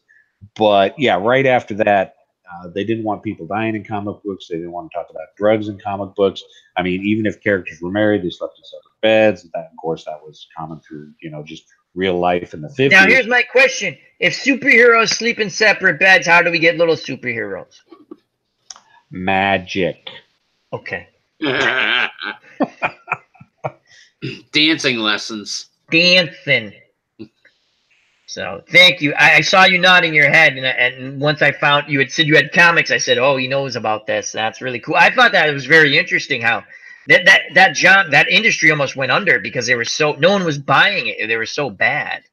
Almost like video games, mid 80s, when the market got flooded so much, and then again, E.T., that god awful game. ruined Atari. I loved that game. My buddy got that game when it first came out, and I loved that game. My friend had that game, and you can, if you want to go out in the desert in Las Vegas or Nevada, you can dig them up somewhere because they really had all these games. That's not an urban myth. They buried them in the desert because they didn't know what the hell to do with them. They did an archaeological dig a couple years ago, and they found the burial site for it. I'm not joking about this, right? I'm telling the truth. People at work are like, "You're full of crap." I'm like, no, they took the game and they buried them in the desert. They had so many left over, they didn't know what the hell to do with them, and they had to get rid of them. They buried them. To me, it's brilliant. That's not an urban myth. That actually happened. They buried like 30,000 of these game cartridges. Wow. The game did not sell. Bombed so horribly. And they banked on that game so much, it took Atari down, basically. Yeah, oh yeah, no, it destroyed Atari. Atari has never recovered from that. Yeah, well, Atari they did that. Never recovered. Yeah, they did that trying to follow. I don't know if it had much success or not, but the Raiders of the Lost Ark game that came out. That game was very similar. I enjoyed the Raiders of the Lost Ark game. That was fantastic. I could never get past. Crazy. How did you get past the bats? I never could get past those bats chasing me. I don't remember the bats. The one that I remember having the toughest time with was the parachute. And finally getting it underneath that tree branch and into that crack. Oh, man. But, yeah, I wonder if they were trying to follow on that success, if you want to call it. I don't have figures. I don't know exactly how many copies. No, the Raiders of the Lost Ark one did pretty good. Yeah. Mm-hmm. But the biggest problem I had with the ET game, they only gave the designer like 3 weeks to make to code the entire game. They wanted. Oh yeah, definitely. But like I said, I still loved it. They wanted it to coincide with the release of the movie. Yep. Exactly. And they just didn't have enough time to do it. I highly recommend, I don't know if you can find it on YouTube, whatever, the documentary. I don't know if it's like I'm not going to say the E.T. Atari documentary, but it was What Killed Atari or something. I remember watching, it was just unbelievable. And it was just fun. That always intrigues me, but I love, and it's true, they buried those freaking things in the desert because they didn't know what the hell to do with them. Wow. Atari, I mean, that was the first time. Again, we talked about the Mattel handheld games, how much fun we had with those as kids. Mm-hmm. When I got to sit there and play a football game 3-on-3, and you see those little, what was it, 4-on-4, whatever it was, and the guy throws the little dot, and I'm like, oh, it was great. Shit, this is awesome. It was great. Bowling, baseball, we have tournaments. It was incredible. It was so much fun. Now you have out of the ballpark. I'm like, I can't believe I played Atari. But you know what? Guess what I bought on Steam? All those Atari classic games when they was on sale for $8. I still play the bowling game. I'm gonna put it on. I would put it on the channel, but there's no way to lower. I mean, like that bowling ball sound. It's like.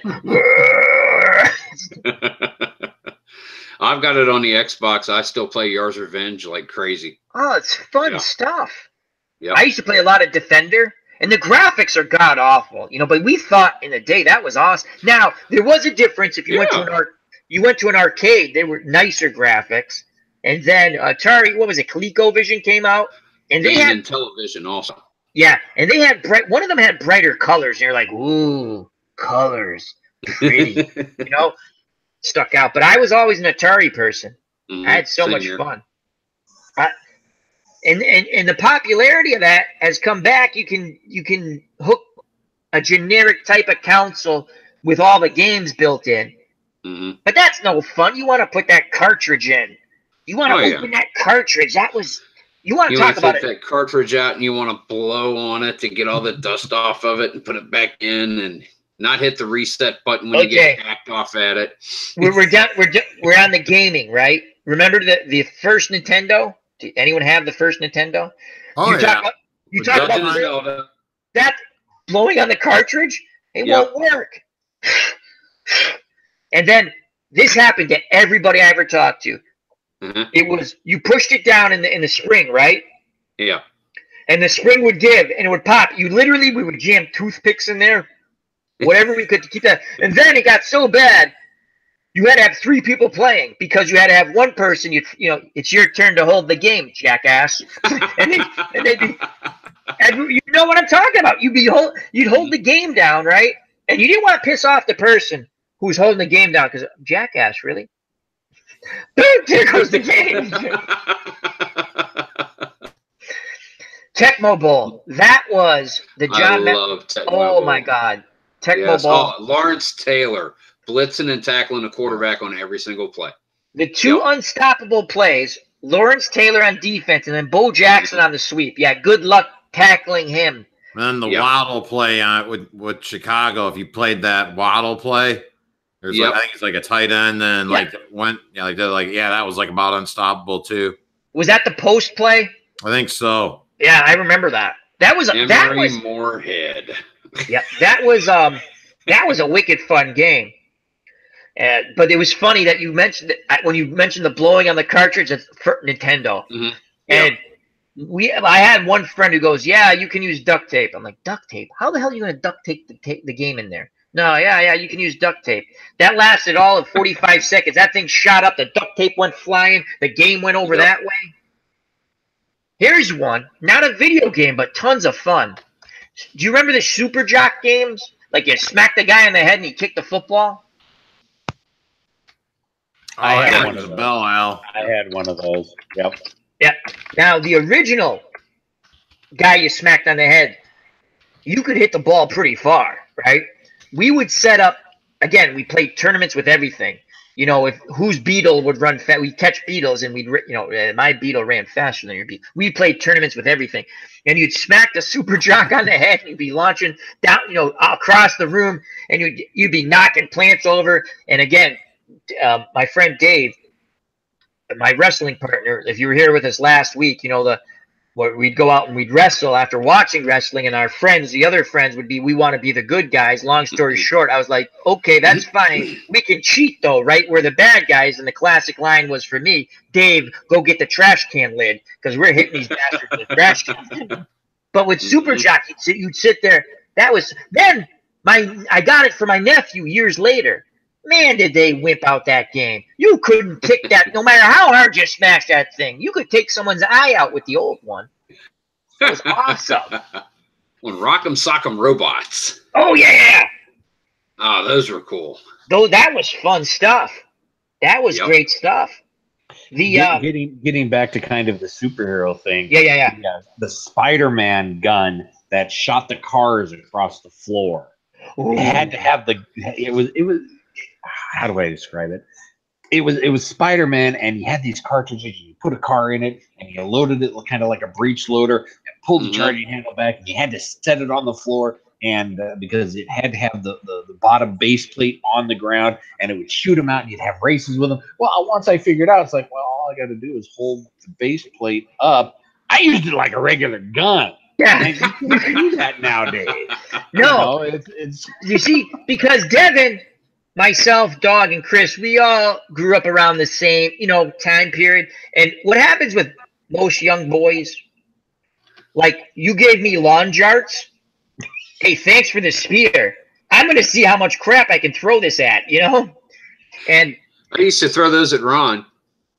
It gave you agility, friends. Agility, right? Yes. Training. We threw those. Jart. Oh, do you remember lawn jarts? You can dodge a ball. Exactly. Right. So remember the whole remember the aspect of that? You had those two like hula hoop looking things, and we'd set them up, right? We'd set them up, and we wait for the adults to go away, and it's like, it's on now, Donkey Kong. Pick up teams. You better move fast because we're winging them at each other. It was like the original cornhole. Yeah. Just watch out for the cornhole. Yeah, you don't want to get hit in the cornhole, that's for sure. Ouch. We got in trouble because you think you could throw that through the neighbor's garage, right?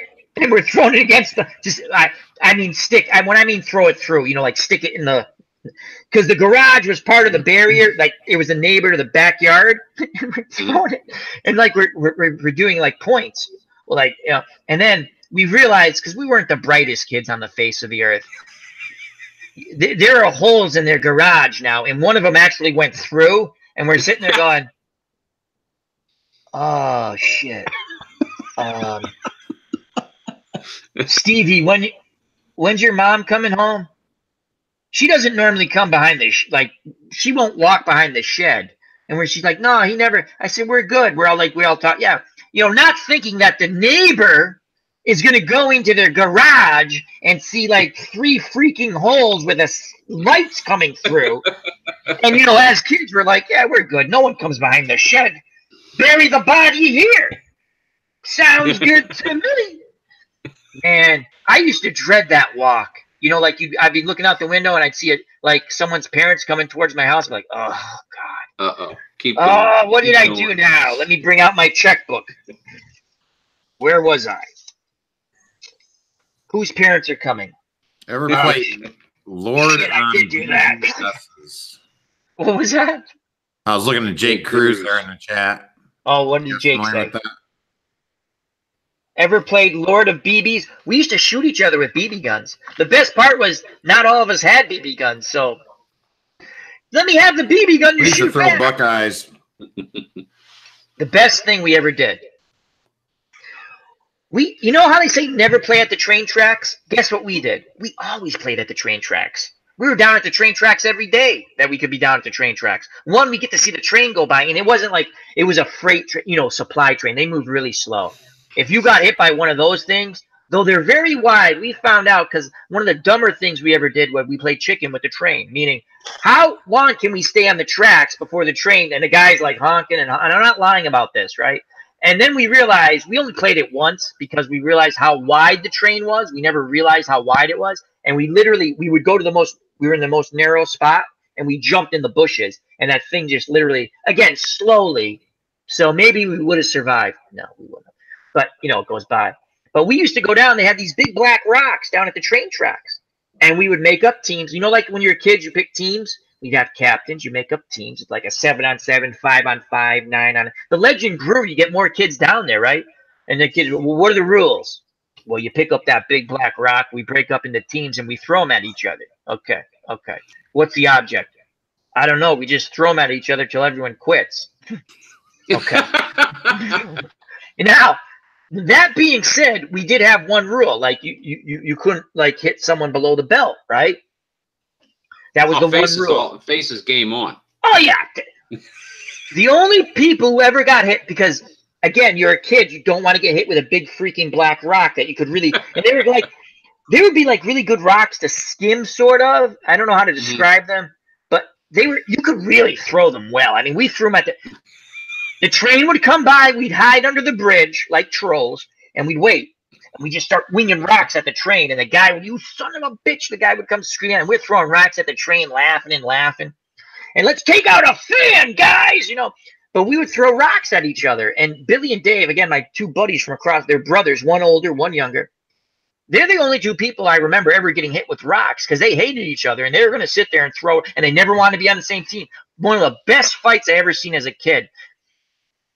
Billy got hit in the knee, and now they're trying to interpret the rule, right? Because we said no below the belt. So Dave goes, he means a nut shot. That's how the rule's interpreted. You're out. And they're screaming back and forth. Now, Billy's in pain. He got hit in the knee with a freaking rock, right?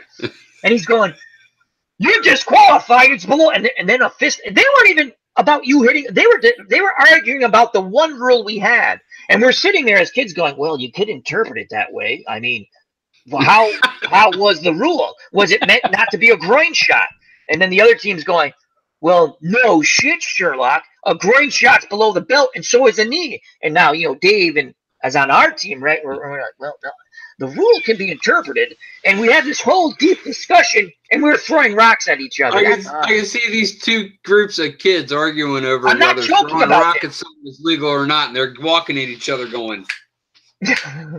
I'm not joking. I'm not joking. Like the Jets and the The Jets and the Sharks. Jets and the Sharks, yeah. You know what ended most of the violence in the neighborhood with us, with our violent games? Cable television came about, and it's like, you want to go throw rocks at each other? No, I'm going to watch cable television. I thought you were going to say death. No. We did our Evel Knievel thing. Let's make a ramp and jump over that. And then we decided, hey, let's line the ramp up against, again, it was always some neighbor's back of the garage. We were fascinated with backs of garage.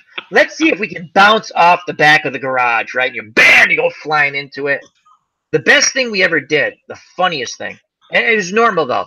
I guess it's normal. Probably not. We dug a tunnel. You guys ever dig a tunnel? Oh yeah. From 1 yard to the next yard?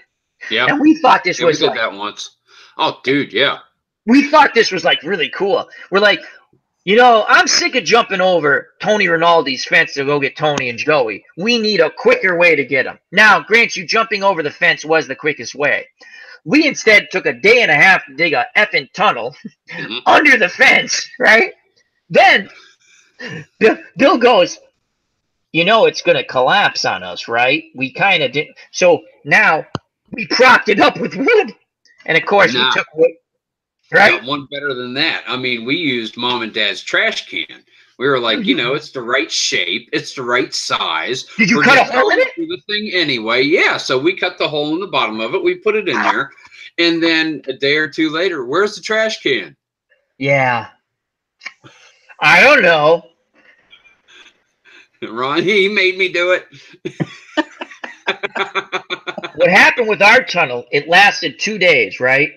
And we actually propped it up pretty well. And it was just to get us under it, right? Dave and Bill's stepdad, we actually covered it up because we knew we were going to get in trouble. And he was like, looking. And he went to go step on it. He went right through. Now, granted, he only dropped 3 feet. You know, but it was funny. That was the tunnel we dug. That was our major accomplishment in life. We dug a tunnel. Wow, we never thought of the trash can. That's pretty cool. Yeah. We propped it up with wood. Yeah. Well, we have one of those aluminum trash cans that never folds in half, you know. Yeah. So Devin had said he used a Spider-Man gun to, because you could really launch the thing like a weapon. This was another good one. So a lot of people in our neighborhoods had gardens. They would use these flat sticks for the tomato plants and couple other type of plants. And so I go, Dad, how many flat sticks do you have left? And he's like, what are you going to do? Nothing, right? And we're like, we would make what we called rubber band guns. And so you put a clothespin, the ones that look like that, like teeth or whatever. Wooden clothespins. Yeah. And they had that metal piece. So they opened up, right? So you take that, you nail it down, and you put a nail on the other end. Now, the rubber bands were okay. They didn't cause enough damage to one another. So we had the bright idea of, let's take the metal things out of the clothespins, right? You want to talk about parents getting pissed off? No one had clothespins, right? What the hell happened to clothespins? We're yanking them off and stuff, and we're shooting. Oh, my God. That was hilarious. And again, we're shooting these things, and we're launching them, and there's like, I'm out of rubber bands. Screw you. You ain't getting any of mine. That was fun. I think the rock fight was the best because of the whole debate on the rule, which was epic. Yeah. Now, was the head legal, though? Yes. That's the best part, dog. We didn't give a shit if you got hit in the head. The interpretation of the rule was below the belt. David hit his older brother Billy in the knee. Now, they got into a fist fight, but not because he hit him in the knee. It was an interpretation of the rule. Billy wanted him disqualified for the failure of obeying the one rule we had. Dave interpreted it, who was on my team, and we backed him with it, that it was only about a groin shot. And thus the fist fight broke out. It was a pretty good fight, too. See, I would fall on the side of just a groin shot as well. I mean, as long as it's not the groin shot, anything else is fair game. Yeah. Yeah, but if I was on that kid's team, it'd have been anything below the belt. Right, because you're on the other team. And then the next day it'd have been like, you know what? I'm on the other team. Thinking about it. Now, this brings back. Did you? We used to play a lot. We used to play a lot of pickup baseball too, right? Oh yeah. We played normal. We played normal games too, right? So no one ever wanted to pitch because it was like slow pitch baseball, basically, because everyone wanted to hit, right? And no one wanted to pitch because, some kid goes, I found an aluminum bat. And we're like, you got an aluminum bat? And so, like, you're literally launching the ball at the, And so again, you try to don't hit it back at the pitcher. Well, not many people at that age group, right, can control where you're hitting the ball, right? And most people, because we're all jerks as kids, at least, we want to hit it back at the pitcher, right? I'll never forget. The Murphys had like 5 brothers, right? And they would always put their youngest brother to pitch. And we're sitting there, and they lined a couple of shots, and I would play on their team, right? Because we were all the neighborhood kids, and we're playing another neighborhood. And you talk about getting the beefs. You're sitting there going, come on, stop lining the shot at, young Murph, right? So, man, he took one off the head, and I'll never forget that. First, we got in a fight with the other team, right? And we chased him away. And now we're sitting there going, is he dead? Right? Now he's not dead because he's rolling around on the ground screaming. And I'll never forget his older brother Michael going, just shut the F up. You'll be okay. It's just a knot. And he's like got a second head growing from his freaking forehead. And he probably had a concussion or something, right? And now the best part again, as a kid, right? You're thinking, so Murphy's going, the older Murphy brother's going, let's get our story straight here. You fell down. He goes, okay. What happened? I fell down. What happened? I fell down. And he goes, now, if you tell mom and dad you got hit with a line shot because they told us not to let you pitch, I'm going to kick the crap out of you. What happened? I fell down. Well, his parents figured that out because we're like, hey, where's your brother? We got stitches on the side. And then, like, the older brother was, like, punished for a month. Like, he couldn't come play baseball. And girl was hilarious, man. Fell down right on the baseball. Oh, man, we just went down like a sack of potatoes. We're like, and then it was like, you jackasses, did we not just tell you not to line a shot at the little kid? Now, grant you, we put the little kid, well, I didn't. I did not put the little kid to pitch. The Murphy brothers did. He was the youngest Murphy brother, and that was initiation. You go pitch. Oh, we had such good time. Do you ever play hockey on a pond? You ever play ice hockey on a pond? Things I would never do. Hockey. Oh, things I would never do now. The pond would freeze over, right? We go play ice hockey. No equipment on, just our stupid, crappy skates, and we're diving at pucks. No helmet, no. And I'm like, what the hell did I do as a kid? Not think, as did all of us. Those were just fun memories. Yeah. Like I said, I don't know how the hell I survived childhood. Here is the other best thing. You're in an argument with someone and using very colorful language as a kid, and you give them the middle finger, and then you can see all the kids just kind of looking at you, and they're kind of like smirking and smiling. That's the moment you realize, my mom's standing right behind me, huh? And I don't want to turn around, man. But there comes a smack in the back of the head. And I'm like, really? Gotta deny. I remember my friends just sitting there laughing. I go, you bastards. You knew it was coming too. God rest your soul. I literally did one of these, the finger. And I was like, yeah, you motherfucker. And then my friend just kind of started giggling, right? I'm like, I just shake my head. I did one of these, right? And they're like, that's why I could relate to the Christmas Story when they're going like, your mom's behind you kind of thing. I was like, oh my God, that happened to me as a kid. It's funny. So, those were some. I don't know. I think Devin's right. How did we survive? I don't know how we survived. I don't know. Then do you remember that song? I think the Grateful Dead sung it. High on that, riding that train. Casey Jones? Yeah. High on cocaine, yeah. Right? So as a kid, you have to understand 8, 9, 10. I don't know what the hell that means, right? I just like the song I heard on the radio. And I'm running around riding that train, high on cocaine. And my dad's like, oh my God, he's shaking his head. Will you stop singing that song? Why, Dad? What does it mean?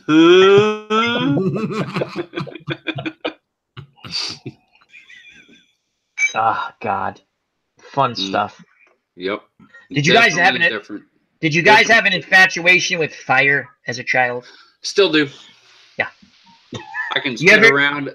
We'll have a bonfire at my sister's place, and 5 o'clock we'll get the fire going. And I still take pride in myself because I was in a church group when I was a kid called Royal Rangers, like Boy Scouts, and I can still get a fire started with like one match, no lighter fluid or gasoline or anything. And we'll get the fire started. We'll be sitting around. We'll have dinner. Everybody will be up to the house doing whatever and everything. Yeah. I've been sitting in that chair for 6 hours just looking at the flames.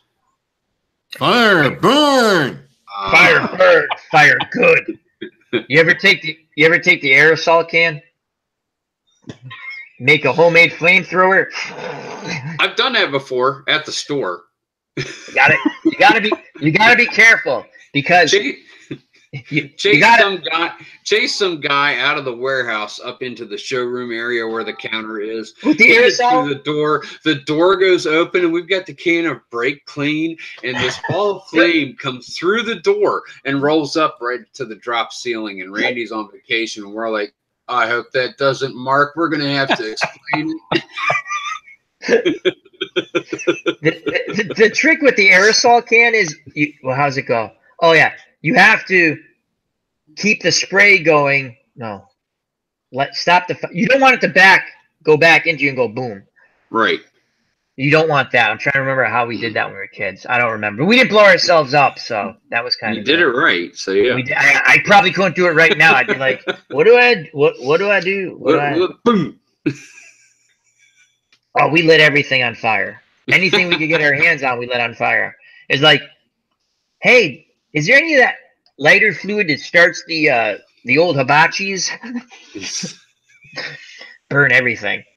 Not like, not like bad, but we melted everything. The best part, I discovered as a young age that if you had a magnifying glass, I had a Death Star. I had a Death Star when I'm not going to tell you what I did, but probably everyone else did what I did. So I don't feel bad about it.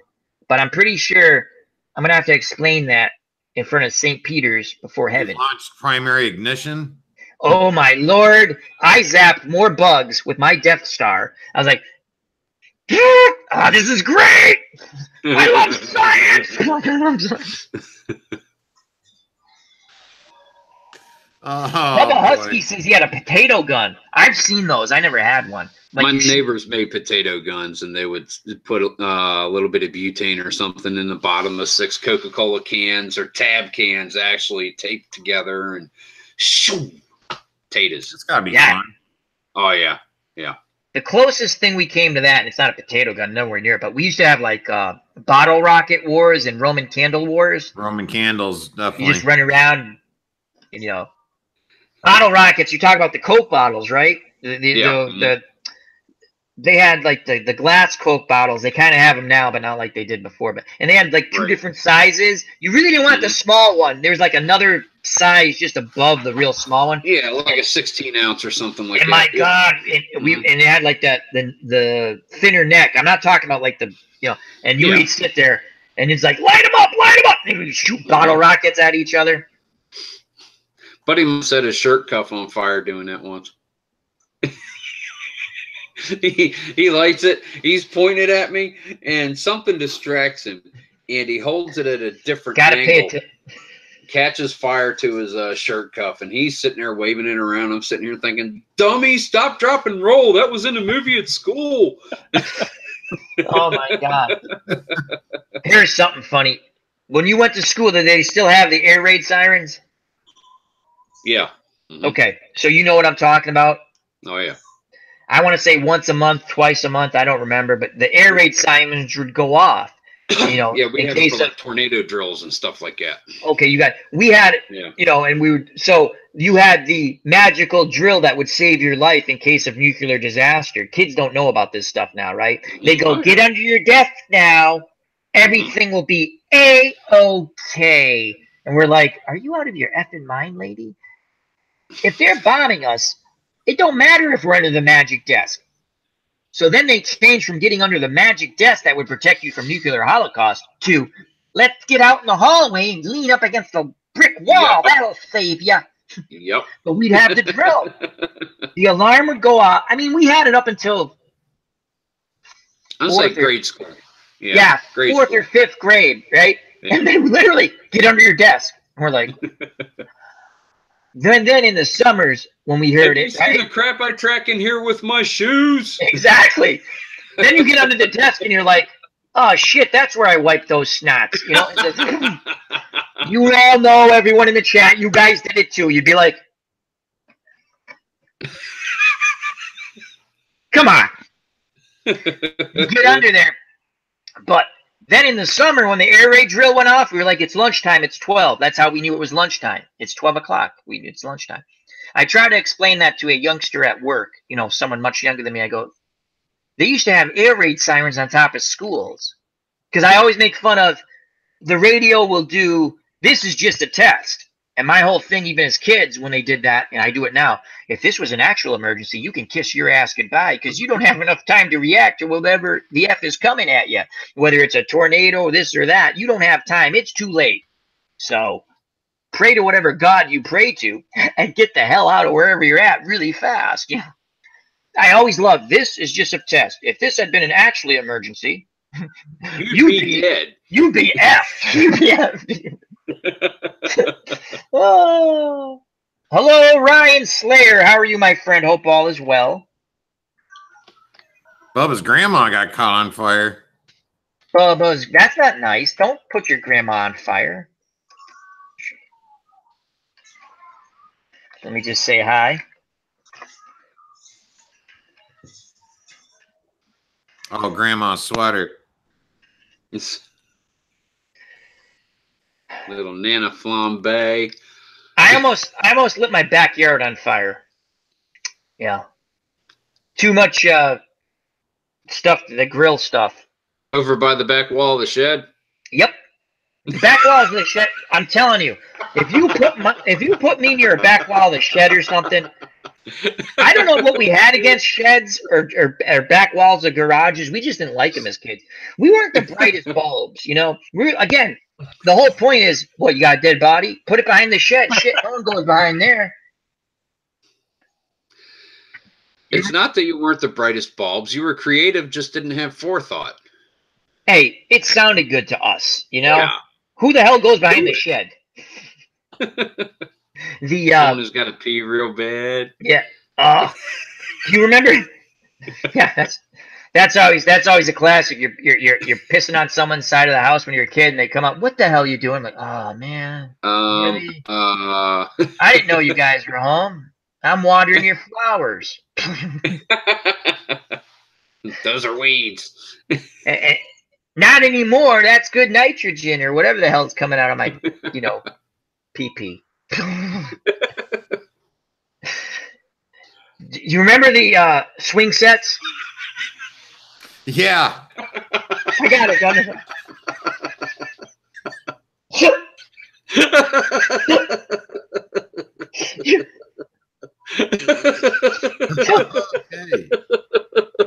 The swing sets, right? I'm still stuck on PP. I know. That was supposed to make you guys laugh. That was supposed to make you laugh. That's the whole point of the punchline.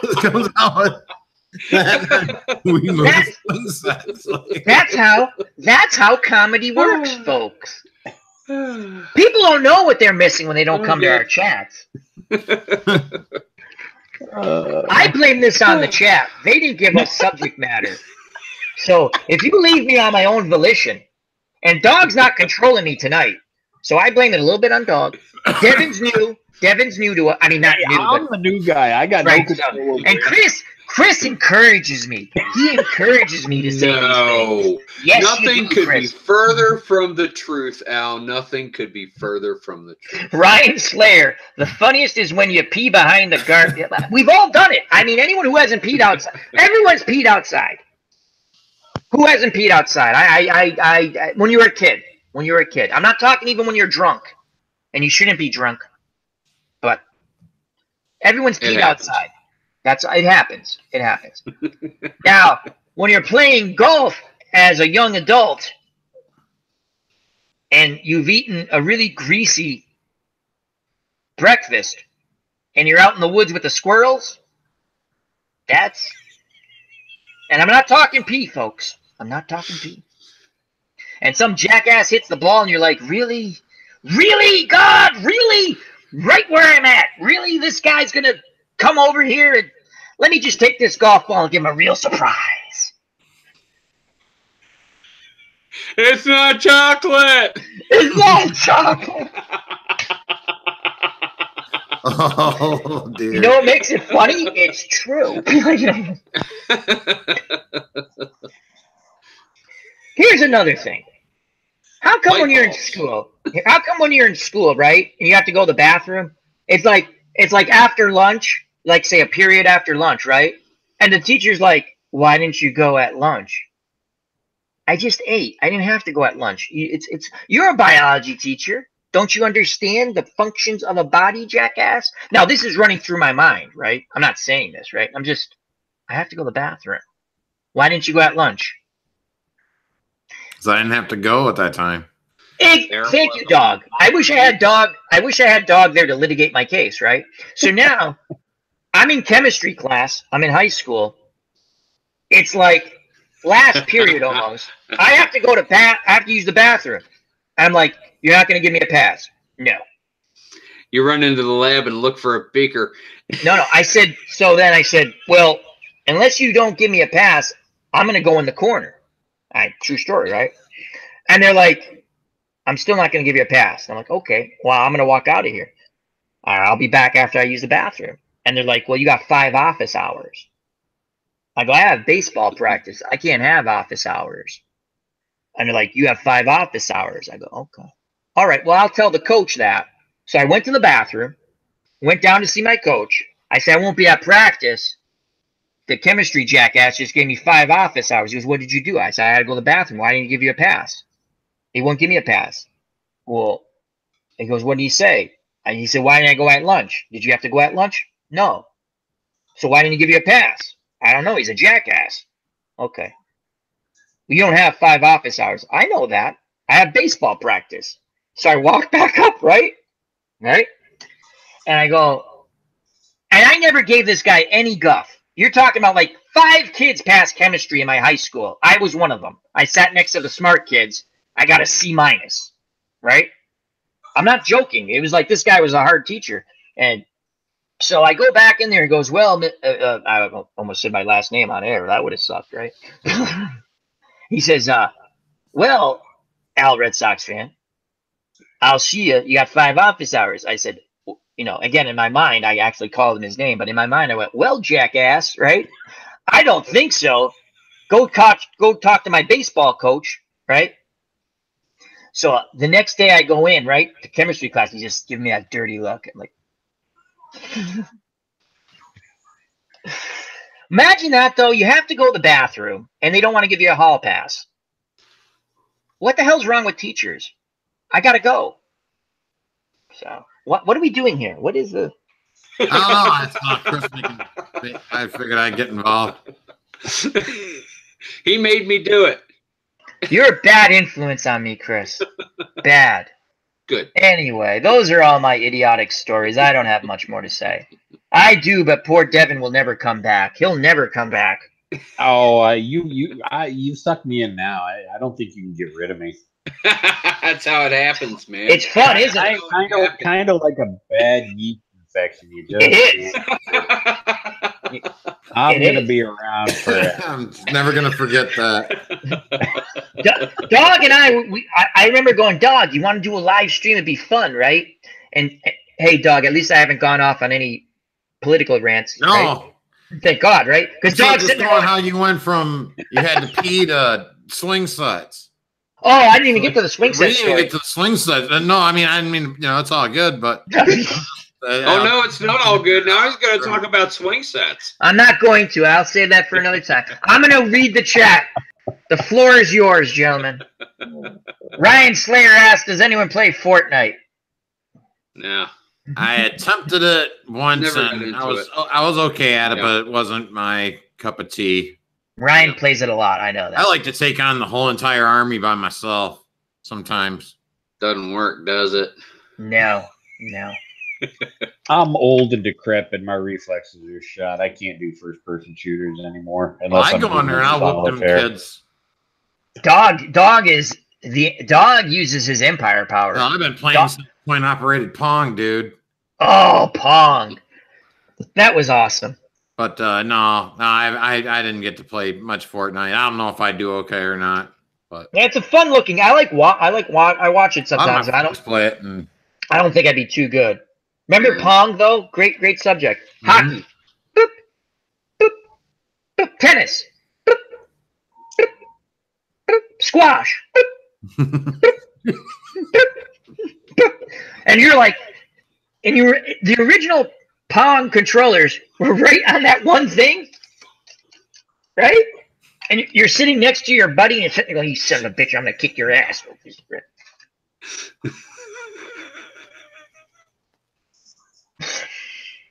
I'm gonna mute myself now. I don't think that will help any. Well, Devin, get some closing remarks going, dude. It was great having you in here tonight. Me, Really I'm was. a new guy. Don't put the pressure on the new guy like that. All right, I'll put the pressure on the new guy right now. Oh God. So first of all, we're gonna come to an end of the chat. It went longer than I thought. It was a lot of fun. A lot of fun. It was a lot of fun. Thank you to Chris from Stratomatic, Delaware. Thank you to Dog Sidious. Check out Stratomatic, Delaware. Check out Dog Sidious.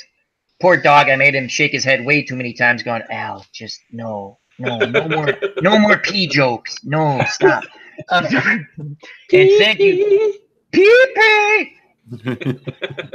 Everyone goes pee. Anyway, so thank you to Devin, the original Grognard, who jumped in. We asked him to come in here, and we had a lot of fun. Devin. Poor Devin. He's Thank addicted you for now. having me. And before we go out and you guys can have your final thoughts, let me just say thank you to the chat. Fan D Saint, check him out. Wonderful channel TV. Check out Ryan Slayer. Thank you to Bubba Husky. So many people in the chat. JD, Chrissy Old School, Ken Castro, Comics with Bueller, and many, many more. Jake. We're gonna miss some people because Felicia, ID Gesture. I don't know how long we can scroll up. Baseball Demos with Dave. And everyone else who joined us. Thank you was here earlier, and Ken Castro. Yep. Fanomatic. Thank you, Cruz. guys. I don't know if we got AU Pack Mule. AU Pack Mule. Felicia, we JD's in the house. Bubba. Ryan. You guys know who's there. Phantom D Saint. So we had a lot of fun, and we're going to let Devin go last. We'll put the pressure on him. See, there you go. I was going to let you go first. Oh, I'm such a jerk. So, Chris, we'll go Chris, Dog, Devin, and then I'll say bye. Should we sing on the way out? Yes, we should. You don't want to hear me sing. No, you got to sing. We sing. All right. I got to get while you guys, Chris, floor is yours. I'm going to find the words. Okay. So, to sum up, PP, light bulbs. Guys, it's been a great evening. I want to thank Dog and Al for having me. It was great having Devin on the show tonight. Check out all of our channels, the original Grognard, Dog Sidious, Al Red Sox fan, and Stratomatic Delaware. Guys, keep on rolling. Yeah, again, thanks a lot for coming by again tonight, folks. I appreciate being here with Devin, Chris, Al, and myself going. I don't know what we talked about tonight. We'll do it again next week on my channel, though. So, 10 p.m. around about there. I'll put the notification up. So we'll be back on Dog Sidious next Saturday night. So for your viewing pleasure. And until our next meeting, my friends, it's been Dog. Great job, Dog. Great job, Chris. Now you, Devin, our good friend, Devin, the original OG. Nothing but love for accepting me in and letting me come in and hang out with you guys. I appreciate it. And I don't know if you'll be able to put up with me, but hey, we'll see how long this train can roll. And questions, comments, concerns, complaints, criticisms in the comments section. I love see when he everybody says next that. time. Hey ya! He says that at the end of all of his videos. That is awesome. So, and again, we had some fun. I got silly. What the hell? I'm going to be honest. I had a bad day today, so I wanted to laugh. So, anyway, thank you. Pee. Forrest, stop touching your pee. Mama said, Mama. Anyway. Thank you to everyone who joined us in the chat. It was a lot of fun. And thank you again to Chris from Stratomatic, Delaware, Dog Sidious, and the OG, the original Grognard, Devin. And now, what everyone hates the most, but what I like, we're going to sing Happy Trails on the way out. So here we go. Some trails are happy ones, others are blue. It's the way you ride the trail that counts. Here's a happy one for you. Happy trails to you until we meet again. Happy trails to you. Keep smiling until then. Who cares about the clouds when we're together? Just sing a song and think about sunny weather. Happy trails to you. Till we meet again.